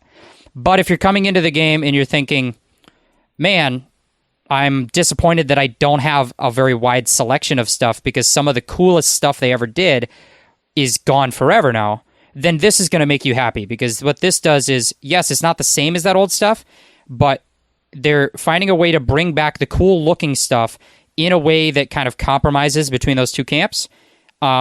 But it keeps cool looking stuff still available, because why make something really cool looking if it's going to be extremely limited? You don't want that. You want new players to also have access to cool looking stuff. So giving them this green variant on the Bone Crusher, it means that they too have access to a variety of looks and styles, and they might not get the most elusive and cool, like, limited time stuff that now has that added weight to it, but at least they still have a wide selection of cool things to get, and that's what's important. It really sucks if you missed out on something and you really wanted it, like Shane didn't get the Wailing Barnacle flag. But on the other hand, there was like hundreds of doubloons for commendations throughout Forsaken Shores and stuff before. Like, he couldn't grind enough stuff during Shrouded Spoils to buy everything. But that's not because the stuff in Shrouded Spoils was too much of a grind. It's because he didn't play the game during Forsaken Shores very much and during Cursed Cruise very much.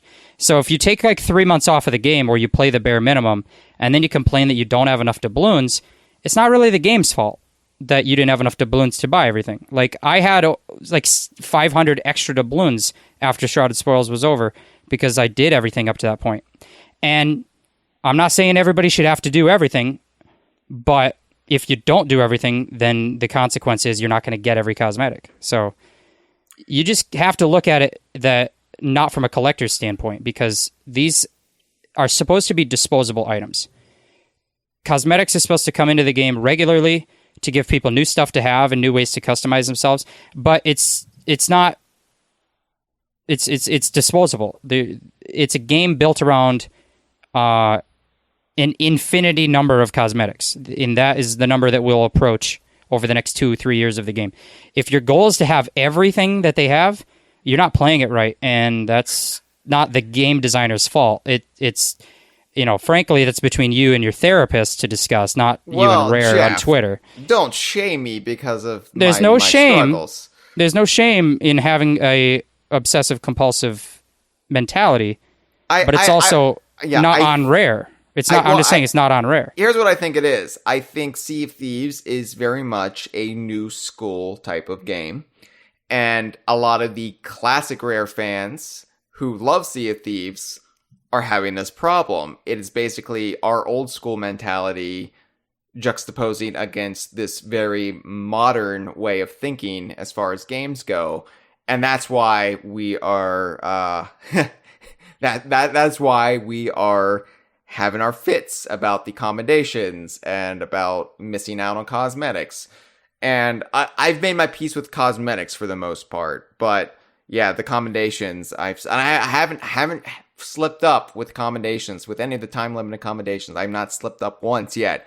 The day will probably come. I will probably, wind up in a hospital, or a stupid family member will die and I can't play the game enough that month, and it'll happen and I need to brace myself. But so long as I can control my fate, Jeff, that will not happen.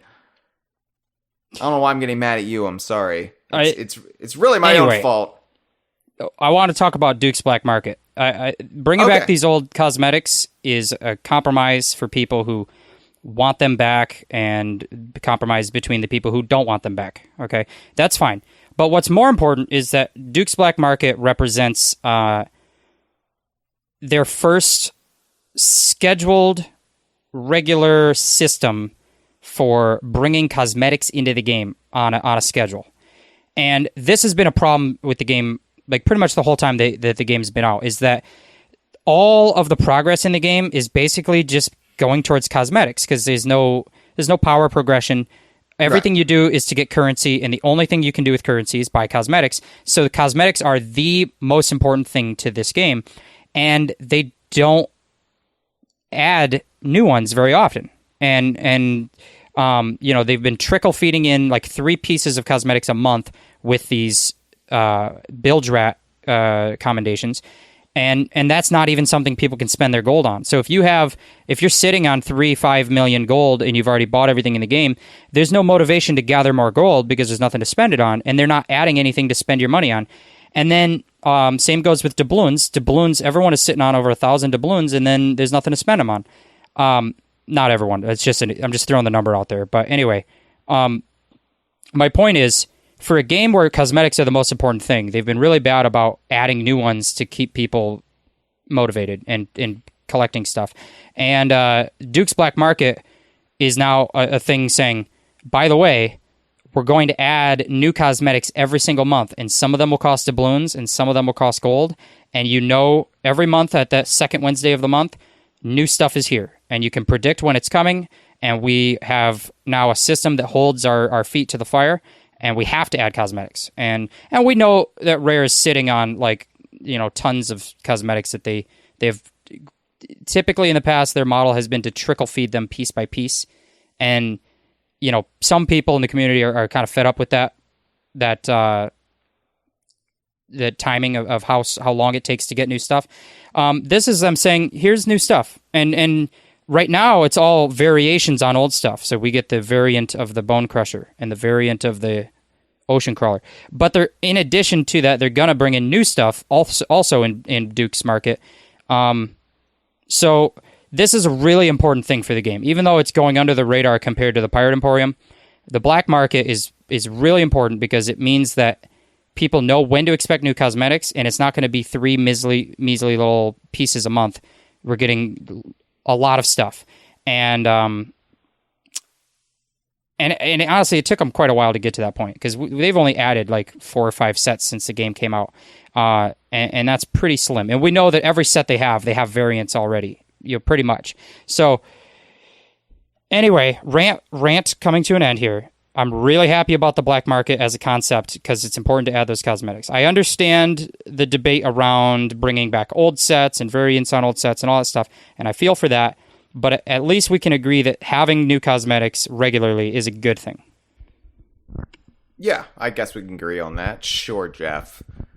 You hate me now because I talked shit about you, didn't you? No, you made me feel bad about the way my brain works. It's not a problem with you, but it's also not a problem with Rare's game, is all I'm saying. Everyone, if you want to collect everything, you just have to accept the fact that you're going to have to put a shitload of hours into it. And if you failed to collect the thing because you didn't have enough time, it's kind of not Rare's fault because you need to convince yourself not to care about the thing or convince yourself to have enough hours to do it.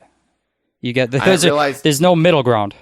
I didn't realize like a shitload of hours could be quantified. Like if it takes you as many hours to shit as it did for me to get the ritual skulls, then you need to change your diet. Let me tell you, Hyle, these scratch and eat stickers don't just come out the other end easy, all right? All right, let's talk about something else that's controversial for a completely different reason, and that is the Pirate Emporium. And this is the big, flashy, this is what we've added for the month.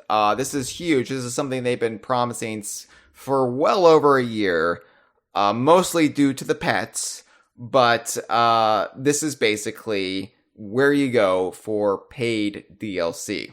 Essentially, that's what it is. Yeah, and Rare has been very open since the game came out. Like, the first thing they were talking about was that they were going to add paid DLC to the game, and the pets were the first thing they mentioned to that. They said, we're going to bring in pets. They're going to cost real life money. It's going to be our alternate revenue stream. And that was supposed to be the first major update. And after launch, they kind of evaluated where they were at and where the reaction was at and all of these things. And they decided it was probably not the best thing to immediately launch a DLC store to a game that people were criticizing for being light on content. They wanted to prioritize adding more content. So that's what they've done. And that was the right decision, absolutely. That was the right decision. But they've been very open that this was always the plan, that they were going to bring in this DLC shop eventually. Yes. And here it is. And I think after the anniversary update, a few months after that was the perfect time to do it, because now nobody in their right mind can complain there's not enough to do in the game. The game is full and robust, and so now comes a time where you can essentially charge the price for a completely new game. And I made light of that, like because I bought everything in the Piratoporium, minus I didn't buy like every single pet. I bought one pet, but I bought the complete ship cosmetics, and I bought the new emote pack. And when I looked at what it cost me, it was essentially the cost of a new game. And I made light of that, but as you pointed out, well, they've essentially added a whole new game to Sea of Thieves since it came out. So all that is doing is now I'm finally paying for it because they've been free updates up until this point. So as an alternate revenue stream, I can't complain because they have added so much to the game. It's silly to complain because none of this is necessary. None of this actually helps you play the game better. This is all just quality of life stuff. So yeah, this is a really important thing to talk about is that Rare laid out in their various streams on the subject some of the principles that they had about adding DLC, paid DLC. Yeah. And this is, I mean, I wish I could tattoo these 4 principles on my forehead and then go around headbutting everyone in the gaming industry right now. That's not Rare. You'd be very employable if you did that. Well, let's just say I wouldn't be any less employable than I am now as an unemployed man. But my point is, so there's 4 principles. One of them is that anything you buy with real money has no power advantage. There's no pay to win mechanics where it's like, I can buy the sword that is twice as strong, so I can kill you twice as fast. If you didn't buy that, you're at a disadvantage. There's nothing like that. Nothing in their shop gives any power advantage or any pay to win mechanics. Not even the monkey. The monkey can't even go and pick you up an extra banana because having him as a source of extra inventory space would be a pay to win advantage. That someone who didn't buy the monkey is now at a disadvantage. They have nothing like that. There's no loot box mentality here. Yep, that's another one.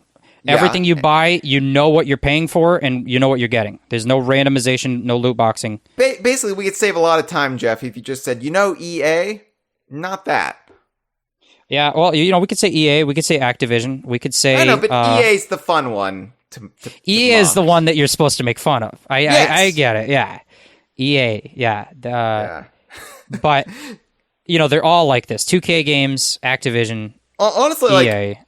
Keep turning it around for our usually Nintendo-centric audience. Smash, all right? Super Smash Bros. Ultimate. This isn't even on the level of the characters and stages. This is essentially Mii costumes. That's what this is.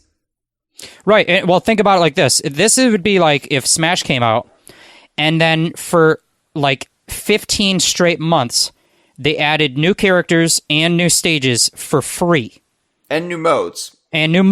All for free. They didn't charge you for anything in Smash at all. And then finally, 15 months later, after they've like tripled the amount of content in the game, then they said, we're going to come out with some totally cosmetic Mii costumes, and they cost money. Yeah. That's all we're doing. That's basically what Rare has done. Yeah, I understand like where people might complain about maybe the cost of, say, the complete like Baron Bird cosmetics if you want to get everything. But as far as the actual practice of paid DLC, I don't have an issue with it. It's when you look at honestly the reality of the situation, the reality of the industry, and also the fact that, as you said, we spent, it wasn't even 15 months. It's been like over 18 months now of free content in the game. If you bought the game, that's all you had to do. And everything in the future will remain free. Everything content-wise that is gameplay relevant, it will all be free. This doesn't change anything. This is just basically an alternate revenue stream to keep Sea of Thieves financially viable. And I want to keep playing this game. They all, at Rare, they all got their Ferraris, but now they're 18 months old. And they're going to need another Ferrari sooner or later. So they're already being made fun of by the other Ferrari owners. And then the Lamborghinis show up, and it becomes the whole thing. So yeah, the Gears of War team are all driving Lamborghinis, and Rare looks like chumps, so they got to get that money. No, we're kidding. On principle, I have no qualms with what they've done with the shop. I do think that there's room to haggle over some of the numbers on some of these items. Maybe. The thing is, though, none of this stuff is necessary. If you see something you want, you can save up your money for it. Like, it's just basically like life, you know, and none of this stuff is, unless you're a completionist and you have to have everything, and you're never going to have everything, because you probably didn't get those banana sales, because you probably didn't win that scavenger hunt. You know, you're probably not a Rare employee, so you probably don't have Rare sales. You know, it's... I'm definitely not a Rare employee. I'm a nobody employee. No, nobody likes you, Jeff. I know. But... yeah, I go into work and rant about the mental state of my coworkers, and then I get fired. That's what happens. I don't know. I don't have a problem with this. I think the more appealing stuff are the pets, and they're the most reasonably priced because they know more people will go for that than they will. I'm honestly kind of shocked by their pricing on the pets. I think the pets are a lot cheaper than I expected, and probably cheaper than I would be willing to pay for. And then I feel like the ship cosmetics are just, you know, insanely extravagant. But a lot of people will probably prioritize and value a parrot or a monkey over a golden version of the bear and bird figurehead. So for the people who really want a bear and bird figurehead, they will probably shell out more money for it. But you don't want to, like, lock your amazing pets behind a high paywall either. So that's true. I think, you know, and part of me here is just thinking the economics don't feel right, where I don't think Rare is tapping in at the right price point to maximize their demand for these ship cosmetics. Because I think that, you know, obviously I don't have any data to back up any of this, and Rare didn't have any data because they had never done a shop before like this. So they'll have data going forward. They'll be able to look at the attach rate on these things and decide, you know, if the price is right. But I think, totally speculating, if the ship cosmetics were cheaper, you would make less money on each unit, but you'd sell a lot more. I think a lot more, especially with because you're looking at repeat customers. In this first month, you're going to get a lot of people who buy it because it's new and exciting to buy new stuff. But how many of those people are going to buy next month's thing, and then the next month's thing, and then the next month's thing? If you priced it cheaper, you're going to get a larger population of people that will probably buy everything. And honestly, if you told me that in order to keep playing Sea of Thieves, I needed to pay you $10 a month, if that was it, if they put a subscription fee on Sea of Thieves at $10 a month, I would pay it because I get my money's worth out. I get more than $10 out of Sea of Thieves every month. So if they put ships in the game that are $10 every month and I had a job, then I would buy them every month. But they're closer to $30 if you get everything, including the collector's items. And that is kind of... I'm not complaining because again, it's something not everyone has to have, and you know, it's totally, you don't expect all your players to be able to buy everything, but I just think they're doing not the right choice for themselves. I think they're going to make more money if they charge less because they're going to get more people coming back to double dip and triple dip on future stuff. But we'll find out. Over here with this economic analysis of Sea of Thieves. The thing is, you at home can't see all the charts. I've got like a whiteboard and some splash images. All right. No, and honestly, can I just say, and I know this is going to make me sound like the biggest lame shill in the world, I really felt good when I bought all that stuff in the Pirate Emporium because I felt like, oh, I just gave Rare some money. Directly gave Rare some money here. Like, I don't have a problem with that because I love this studio and I love this game. And I pre-ordered Yooka-Laylee and the Impossible Lair the other week, and I was so happy because I was like, there you go, Platonic. Like, I like financially contributing to these studios that I adore. So, yeah, well, and a lot of players in Sea of Thieves didn't even pay any money to Rare because they're playing it on Game Pass. So, right. A substantial percentage of the population playing it on Game Pass. So Rare is, I'm sure, I honestly, I have no idea how Game Pass works.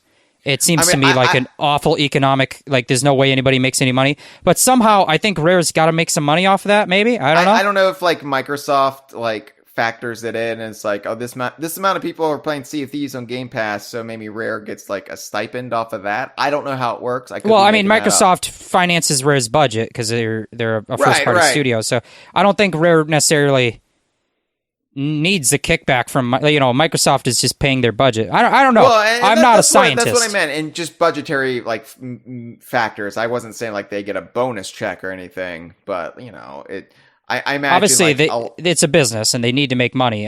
So I think But, most people in the community have that mentality that you have just now of you feel good giving Rare money, honestly, because there's a feeling in a lot of people, in myself, that I'm kind of riding for free right now. Like I have put somewhere between like 1,500 or 2,000 hours into this game, between the insider build, the real live game, the beta, the alpha, and I feel like I'm just getting all this shit for free. Like I feel like I owe them money. You know what I mean? It just doesn't seem fair how I can play this game for 20 hours a week or something, and I've only paid them $60 once over a year ago. It's just crazy. Yeah. So when I do get a paycheck, I'm excited to give some of it to Rare, and I'll get a parakeet. Gas or grass, Jeff? Come on, man. I'm gonna get a parakeet. Yeah. So, well, before we talk about the pets, more on them later. We got some new emotes in the game. You can buy for $9.99. You can buy a new set of emotes that you could then mix and match with the pre-existing emotes. So I bought them, and there's one that's like a fancier jig. You can blow kisses to people, and I think my pirate would be a bit of a flirt, so I enjoy that. There's also the blowjob emote, which isn't really that, but we've already created compromising photos with the way the pirate is sitting in front of another pirate. So I thought about making that the key art for this episode because it was my pirate and your pirate, and we're on this episode together. And then I thought better of it because, well, we'd be promising an episode that we wouldn't really be delivering, would we? It would be a bait and switch, a master bait and switch, and I don't want to do that. So, but of course, I'm using that emote because I'm all about the hijinks. I'm all about the nonsense, and I believe we're now around 69% nonsense, which is very nice. That's the magic number. Yeah, it is. So yeah, emotes are cool. It's exactly the kind of thing you charge money for because not everyone's going to care about it. The people who do care about it are willing to pay some money for it, but it doesn't impact the game very much at all to the point where anyone feels hard feelings if they can't buy it.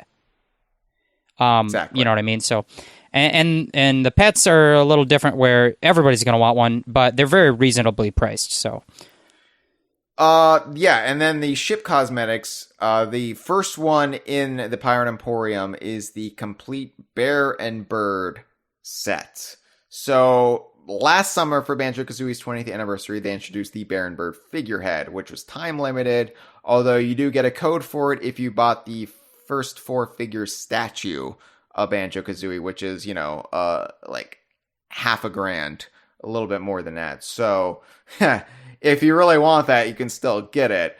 But they've introduced a variant on the Bear and Bird figurehead now, slightly different, a little bit more colorful. And they've also introduced the full ship set. So we got sails, we've got cannons, we've got a capstan and wheel and a flag.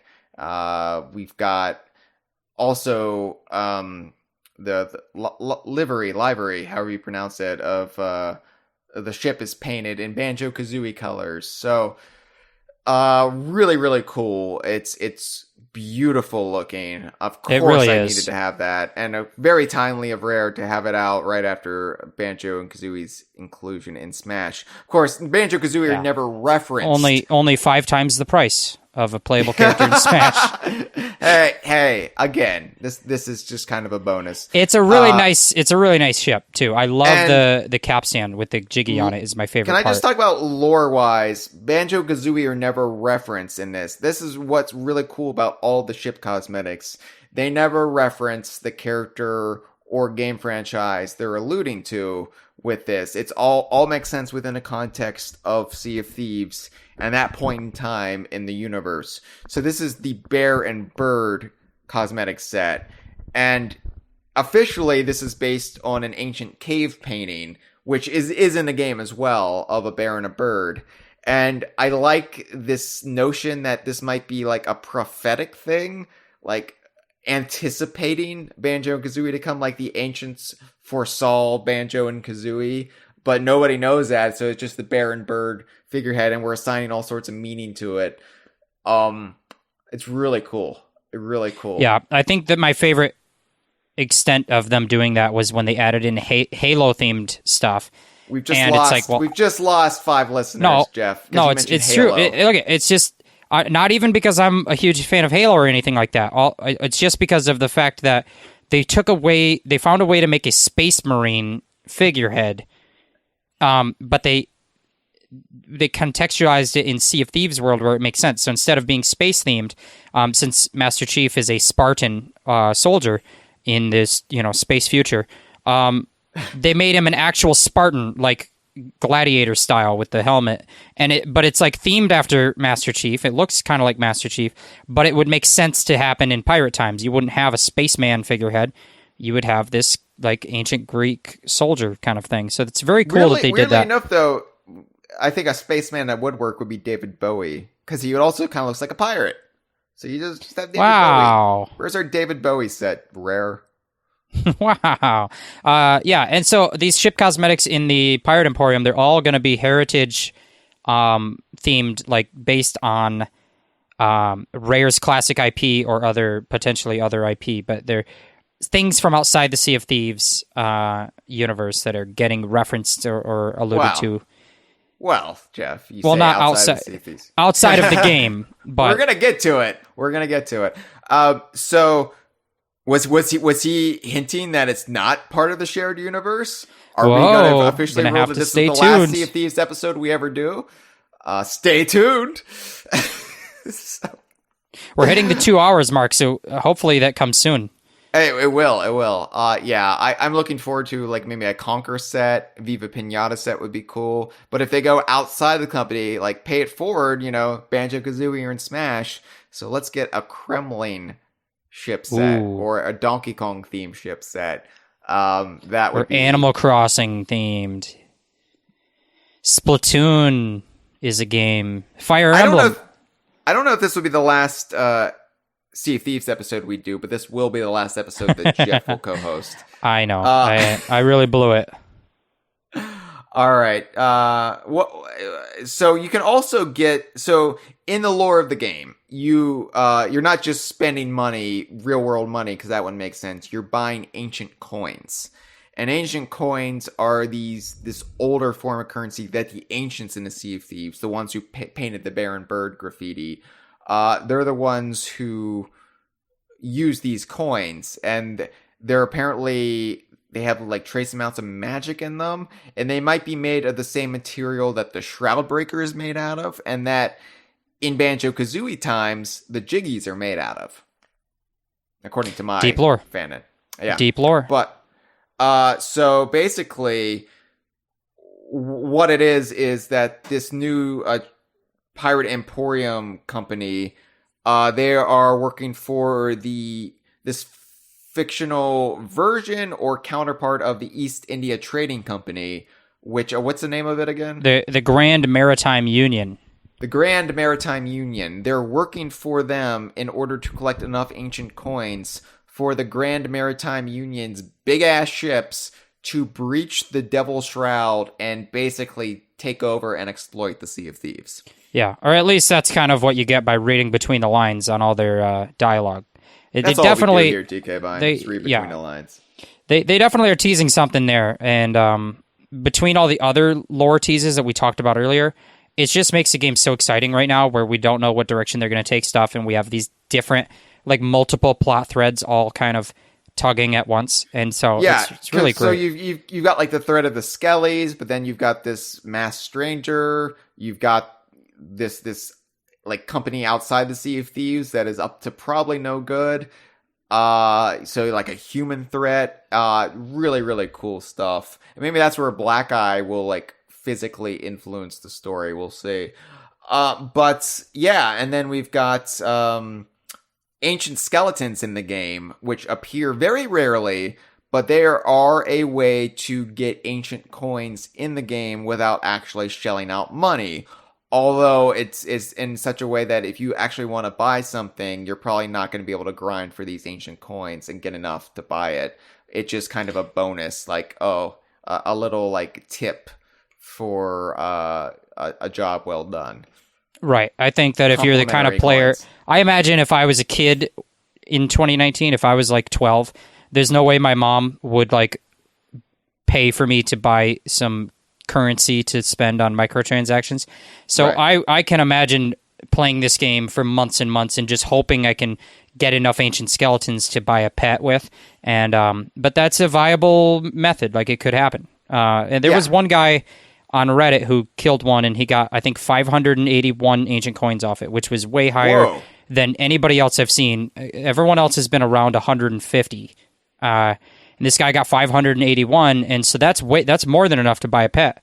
So it's possible. We don't really know the range of values because they have been found so seldom. Like, we don't have a wide pool of data to pull from here. So Have you found one yet? no, not a chance. Okay. I also have never seen the Shrouded Ghost, and I also have never found the Box of Wondrous Secrets. Those are the three things. It's also never been kissed. Aw, it's they can taste all the residue off of the scratch and eat. Scratch and stick. Yeah. The scratch and eat Scratch and stickers. eat stickers, right? Right. So what other content would you like to see in the Emporium in the future? Well, there's a lot of cool stuff. Like, I mean, there's the straightforward things. You know, they're going to probably add more pets, like a cat. You know, they're going to add more outfits because there's only one outfit for each pet right now. You know, they're going to add the more ship cosmetics. I don't think. I mean, they're probably going to do a pack of emotes, but I don't know how many emotes you can do. They've done 8 already. If they do another 8, I might be tapped out on emotes. But you could do the jerk off motion. You could give the finger. There's gonna be some saucy emotes in the future. That really, they just the crass ones are left.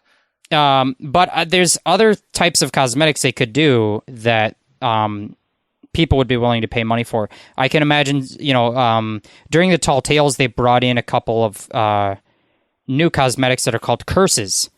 Curses that change your pirate's physical appearance in a drastic way. And the only way to earn these is by doing that Tall Tale like 5 times. And there's only 2 of these curses so far. One of them, I won't spoil the other one, but one of them makes your pirate have black eyeballs like the Order of Souls vendors with the black makeup running down your face and then black eyeballs or you can't see the pupil. That's a curse that you can have. So I can imagine curses being something you could pay for. Like, imagine, you know, when Wanda was mid-transition into a skeleton and her arm was a skeleton, like all bones. There could be a curse that makes, like, maybe half of your pirate is, you know, your leg and your arm are bony. And people would pay money for that, I think. Just because it'd be a really cool look that would be unique.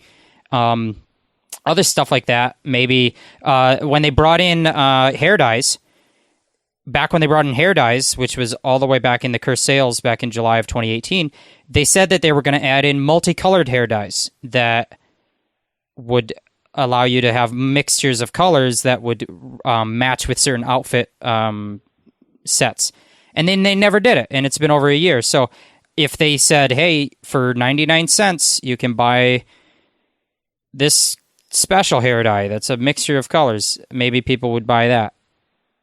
You know, there's options there with unique cosmetics, but for the most part, it would have to be something people aren't used to getting for free. Yeah. So you wouldn't want to take stuff that people usually get for free and start charging money for it. But there's other stuff you can do. Well, I'm just glad I got my monkey, Jeff. So pet giraffes. Pets, yes. So right now there are 2 varieties of pets in the game, but then within that there are 2 types of those and then multiple colors. So we've got basically monkeys and parrots at the moment. Monkeys are the big ones, so I'll save that for last. Parrots come in macaws and parakeets. And then between that, you've got multiple colors of those. And monkeys are capuchins, or capuchins, as some people say. I like capuchins. And Barbary monkeys which like they kind of resemble the mandrill, and or maybe they are mandrills. I don't know, but anyway,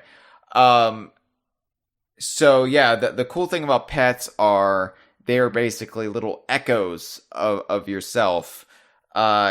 So they'll follow you around. They mimic your emotes or react to them. If you play music, they'll dance. You can pick them up and pet them, but you can also name them, and that is their name in game, and it appears on the screen, which is just the best detail. It makes it legitimate. Like, oh my god, I've named this pet, and this is what its name is, and it's part of our crew. How amazing is this?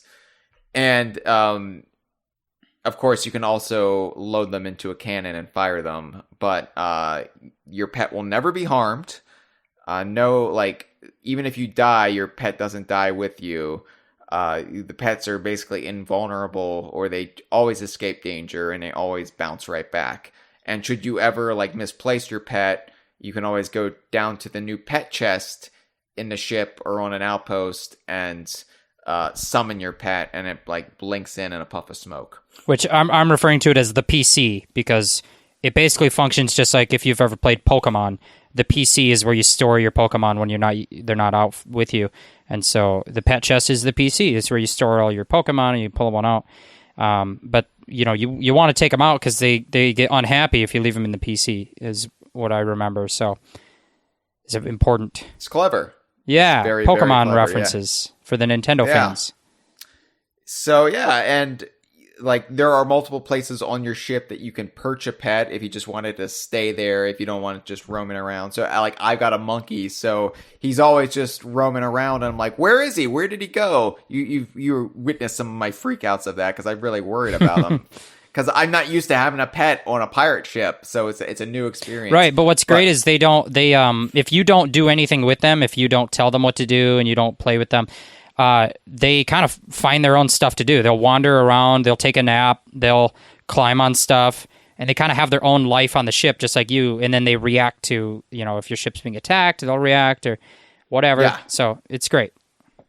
Yeah, and I believe the monkey will take a banana from you or a piece of fruit if you hold it out in the right circumstances.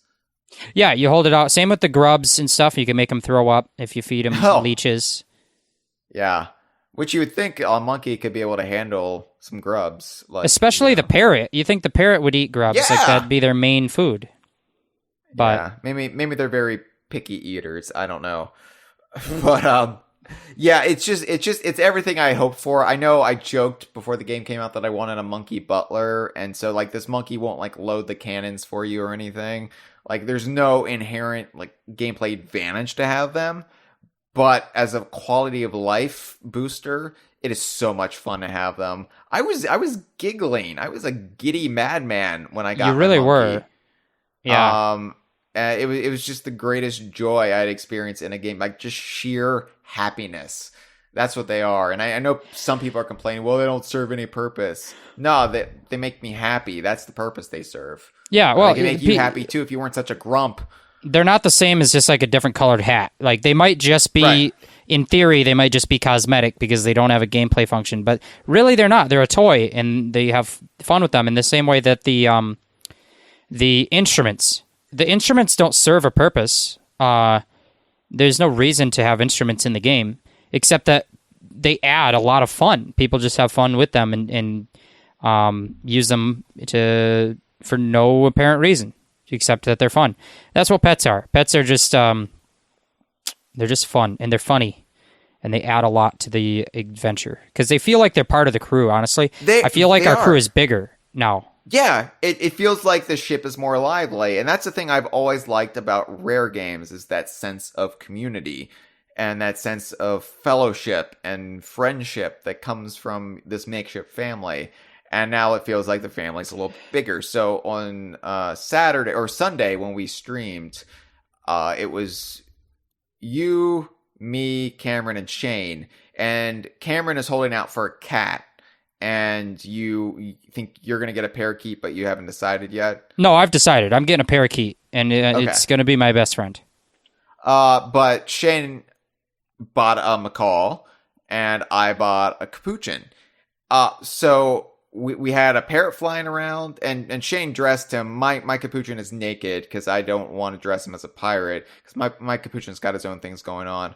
But Shane's parrot was dressed in a little do-rag, and it was just the most adorable thing. And so this parrot would be flying around the ship, and my monkey would be running around the ship, and it was just joyous. And then we went to the islands, and they followed us, and oh my god, it was just like, yeah, we're 4 human pirates and a monkey pirate and a parrot pirate. Don't fuck with us now. So Shane, though, because he knew what this would do to me, and this was, I believe, on the recommendation of Steve McCorkle from Rare Gamer. It's a conspiracy. Well, I love this. Okay, I do genuinely love this. They named the parrot Hyle. And the reason they did this, because they know the way my brain works. Because Sea of Thieves takes place in roughly 1600s, golden age of piracy, right?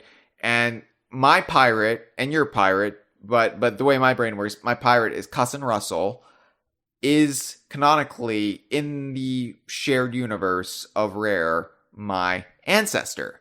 And the ancestor of you. And by you, I mean me, the Xbox avatar / me / contestant on It's Mr. Pants. The character of me, Hyle Russell, has a pirate ancestor named Cousin Russell. And if Cousin Russell sailed frequently with a man named Comrade Shane, who had a parrot named Hyle, this would have been Cousin Russell's introduction to that name. And that's the reason Hyle became a family name. And that's the reason I'm named Hyle today.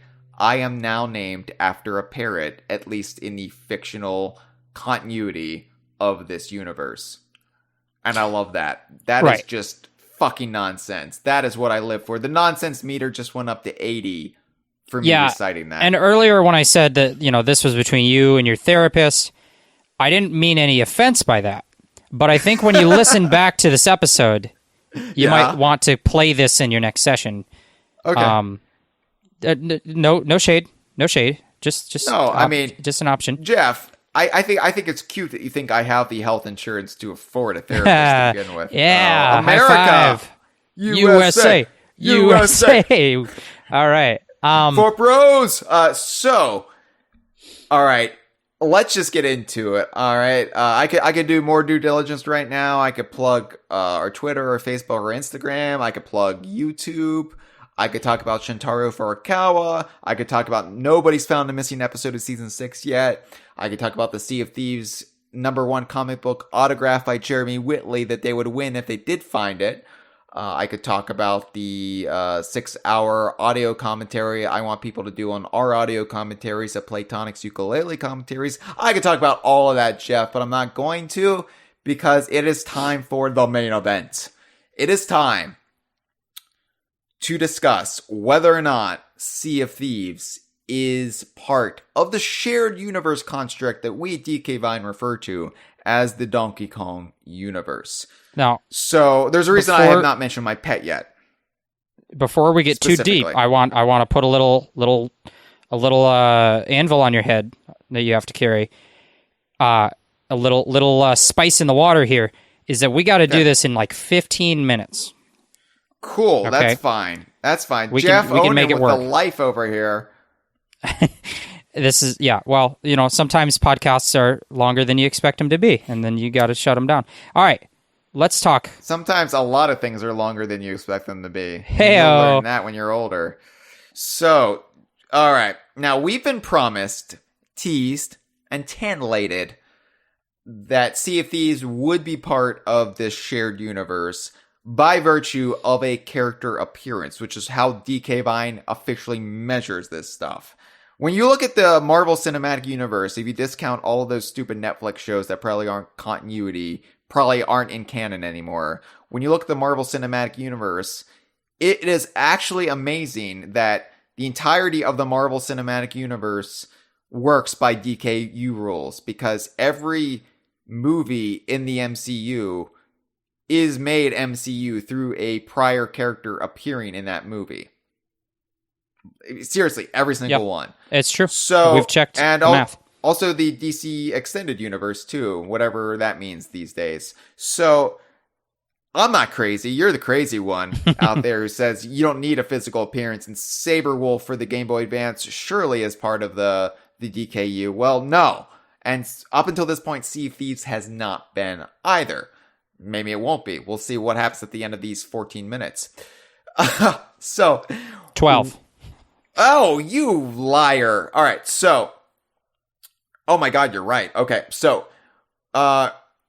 when Sea of Thieves was announced at E3 2015, Greg Mayles changed his Twitter profile pic to this ambiguous image of Captain Blackeye that we assumed at the time meant that Captain Blackeye was in Sea of Thieves. And nothing came of that.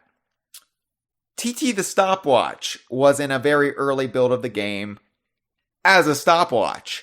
And he was, I believe I'm open to talk about this, he was actually in a build of the game I played when I visited Rare. So I was like, this game is DKU. Steve McCorkle and I were having this discussion in the halls of Rare. Oh yeah, TT's in the game. High five. Spin-off of Diddy Kong Racing. TT the Stopwatch has not officially shown up in the actual game. Alright. There's been various hints and allusions that Rare staffers have made to me. Some that I don't feel like I'm at liberty to talk about because this is all off the record. But this has been over the nearly 3 years between the announcement of the game and the game's launch. None of those have bore any fruit. So I have been sitting here looking at all the references in Sea of Thieves to the shared universe, Sans character appearances, and I'm not talking about the character of Sans, who now has a Mii costume in Smash Brothers. No. Captain Blackeye is referenced numerous times in the game. In the Tales from the Sea of Thieves book, we got the Salty Hippo ship also appearing in the Tales from the Sea of Thieves book. All these allusions to pinatas and Bear and Bird and Treasure Trove Cove. Treasure Trove Cove is in the Devil's Shroud right now, but we know it's in the Sea of Thieves. And my God, Jeff, there's so much, and it's always just on the tip of being part of the Donkey Kong universe, but it never quite has gotten there. 2 things now have transpired that may cause the tip to top. So we've got Tip Top. Yeah, that's it. So not Tip Top though, no. You want to explain real quick Greg Mayles and what he's doing in the game, allegedly? Yeah. Greg Mayles posted on Twitter an image of, or was it him that posted it, or it might have been Andy Preston? Either way, it was him. He posted a picture of them playing on, I think it was the arena. I don't remember. They're playing the game, and Greg Mayles' avatar in Sea of Thieves, his gamer tag and appearance of his pirate were Captain Blackeye. Name dropped in the name that is on the character, and then also, you could argue that he doesn't look like Blackeye, but it's a reinterpretation of the look of Blackeye. Characters can look different from game to game, so that's not really a problem. But they physically name drop him as Captain Blackeye. This is the avatar that Greg Mayles plays the game as, apparently. Yes. And apparently. we asked them, we asked them for confirmation. But the lack of confirmation, the lack of deconfirmation in face of our questions of does this count as an appearance by Captain Blackeye in the game? They very, very ambiguously said nothing, and that speaks volumes. So at the time this happened, I was very much, well, let's wait and see, because I don't know if we can just make this DKU on this alone. And people were like, well, that's not really Captain Blackeye, that's just Greg Mayles' pirate character. The point of Sea of Thieves, though, is your pirate character is a canonical character in Sea of Thieves. If Greg Mayles, the creative director of the game, Greg Mayles, the creator of Captain Blackeye, wants to sail as Captain Blackeye, that's Captain Blackeye.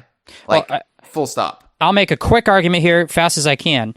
And this is counterintuitive. People think that, you go into a character creator and you create your pirate and then you come out. That's not true of Sea of Thieves. There is no character creator. There is just an infinite pirate generator that you cannot tweak any of the attributes of that pirate, but their physical appearance. Essentially what that means is that there's no character creator. There is a character select screen with an infinity number of options. And if Greg Mayles goes through all the options on the character select screen, he pulls one out and says, this is Captain Blackeye. Well, that's canon. Every character in that generator is a canon pirate in the Sea of Thieves, and it just so happens that one of them was Captain Blackeye. And that one is now sailing the seas under the control of Greg Mayles. It's not in everybody's copy of the game because you're not necessarily going to run into him, but you have the potential to. Every player has the potential to run into that, in theory, because it's a shared world. So that's canon. That counts. Yeah, and so that might give you a quantum of solace over the fact that the game is DKU or not. Like, okay, maybe we can hang on to that if we have nothing else. If we have nothing else, we can say Greg Mayles is playing as Captain Blackeye. Captain Blackeye's in the game. Ergo, it is part of the shared universe of Donkey Kong, of Banjo, of Conker, etc. So that would be well and good. And on this Talk Like a Pirate Day 2019, I might say, let's go with that. But there's something else too, Jeff. There is something else, a long-held DK Vine chestnut that we never thought we'd be able to crack. But we can now. So, back when the site launched, we had a very hypothetical rule towards making something part of the Donkey Kong universe that was called the Pepito Kong rule. And this was a hypothetical that said, what if Rare made a game starring a character called Pepito Kong that had no appearances of any other pre-existing Donkey Kong universe characters in it? It would still be a Rare-made Kong game, right? So how could we say it's not part of the Donkey Kong universe? It would be the only loophole we would have in not having a prior character appearing and making it an established part of the Donkey Kong universe. The Pepito Kong rule. An extreme variable, just something that probably would never happen. And when Rare was purchased by Microsoft, we said, well, that can never happen. So there will never be a Pepito Kong rule in effect again. And we basically retired it. Well, Jeff, we have monkeys in the game now. And we can name the monkeys. And I named my capuchin Pepito Kong, as I threatened to do earlier this season. Here's the thing, though, Jeff. I am in the credits of the game. I don't know if you're aware of this. I don't talk about it often. I'm a humble man. But I'm under the special thanks. So I am in the credits. And what am I an expert of, if not the concept of the Donkey Kong universe? So if I have any word of God for Sea of Thieves, and I don't say I have any word of God as far as any of the actual stuff that matters to Sea of Thieves, like the plot, the lore, anything. I don't. But if the world's first and foremost Donkey Kong universe expert is in the credits of Sea of Thieves, would he not be able to have word of God on something like, say, a character named Pepito Kong? So what if my monkey is not just a monkey, not just a common stupid primate, but what if he is actually a spy, Jeff? What if my monkey is spying on a Sea of Thieves, was sent by the Kongs of the 1600s from the faraway lands, because he has a capuchin after all, 5 fingers, as the capuchins in the faraway lands have, 5 fingers and 5 toes. What if he allowed himself to be sold as a pet in order to spy on the Sea of Thieves and the rampant piracy going on within the Sea of Thieves to report back to the Rare Archipelago and his fellow Kongs if they're in any danger? Well, I guess I would have the word of God to establish that, would I not? So, the Pepito Kong rule is in effect. Pepito Kong makes the game DKU. So the logic here, objections, Jeff? Of course not. I don't object. I was already on board with the Greg Mayles bit. With the he's playing. So I was sold months ago. I know a lot of people out there are gonna have problems with Pepito Kong. They're like, Hyle, you're drunk with power. Yeah, it's time to overthrow you. It's time for a coup. It's time we put Carla in charge of DK. I don't know. I just pulled a name out of my hat. It's time we put David Thomas Lynch in charge of DK Vine. Well, if you have a problem with Pepito Kong, you've got Captain Black Eye as a failsafe, right? So the game is both fish and chaps. It is a Donkey Kong spinoff. It's its own thing. I say Sea of Thieves should have its own. We can talk about this later, Jeff. We don't need to hammer it out in the 1.5 minutes you have left, but maybe Sea of Thieves should just be its own thing, like Platonic discussion on the forum. You know, Platonic has its own category. Maybe it's time to give Sea of Thieves its own category. I don't know. We'll have that discussion later on, but Sea of Thieves on this Talk Like a Pirate Day 2019 is now officially part of the Donkey Kong universe. This has been a File 2 production. Que rico.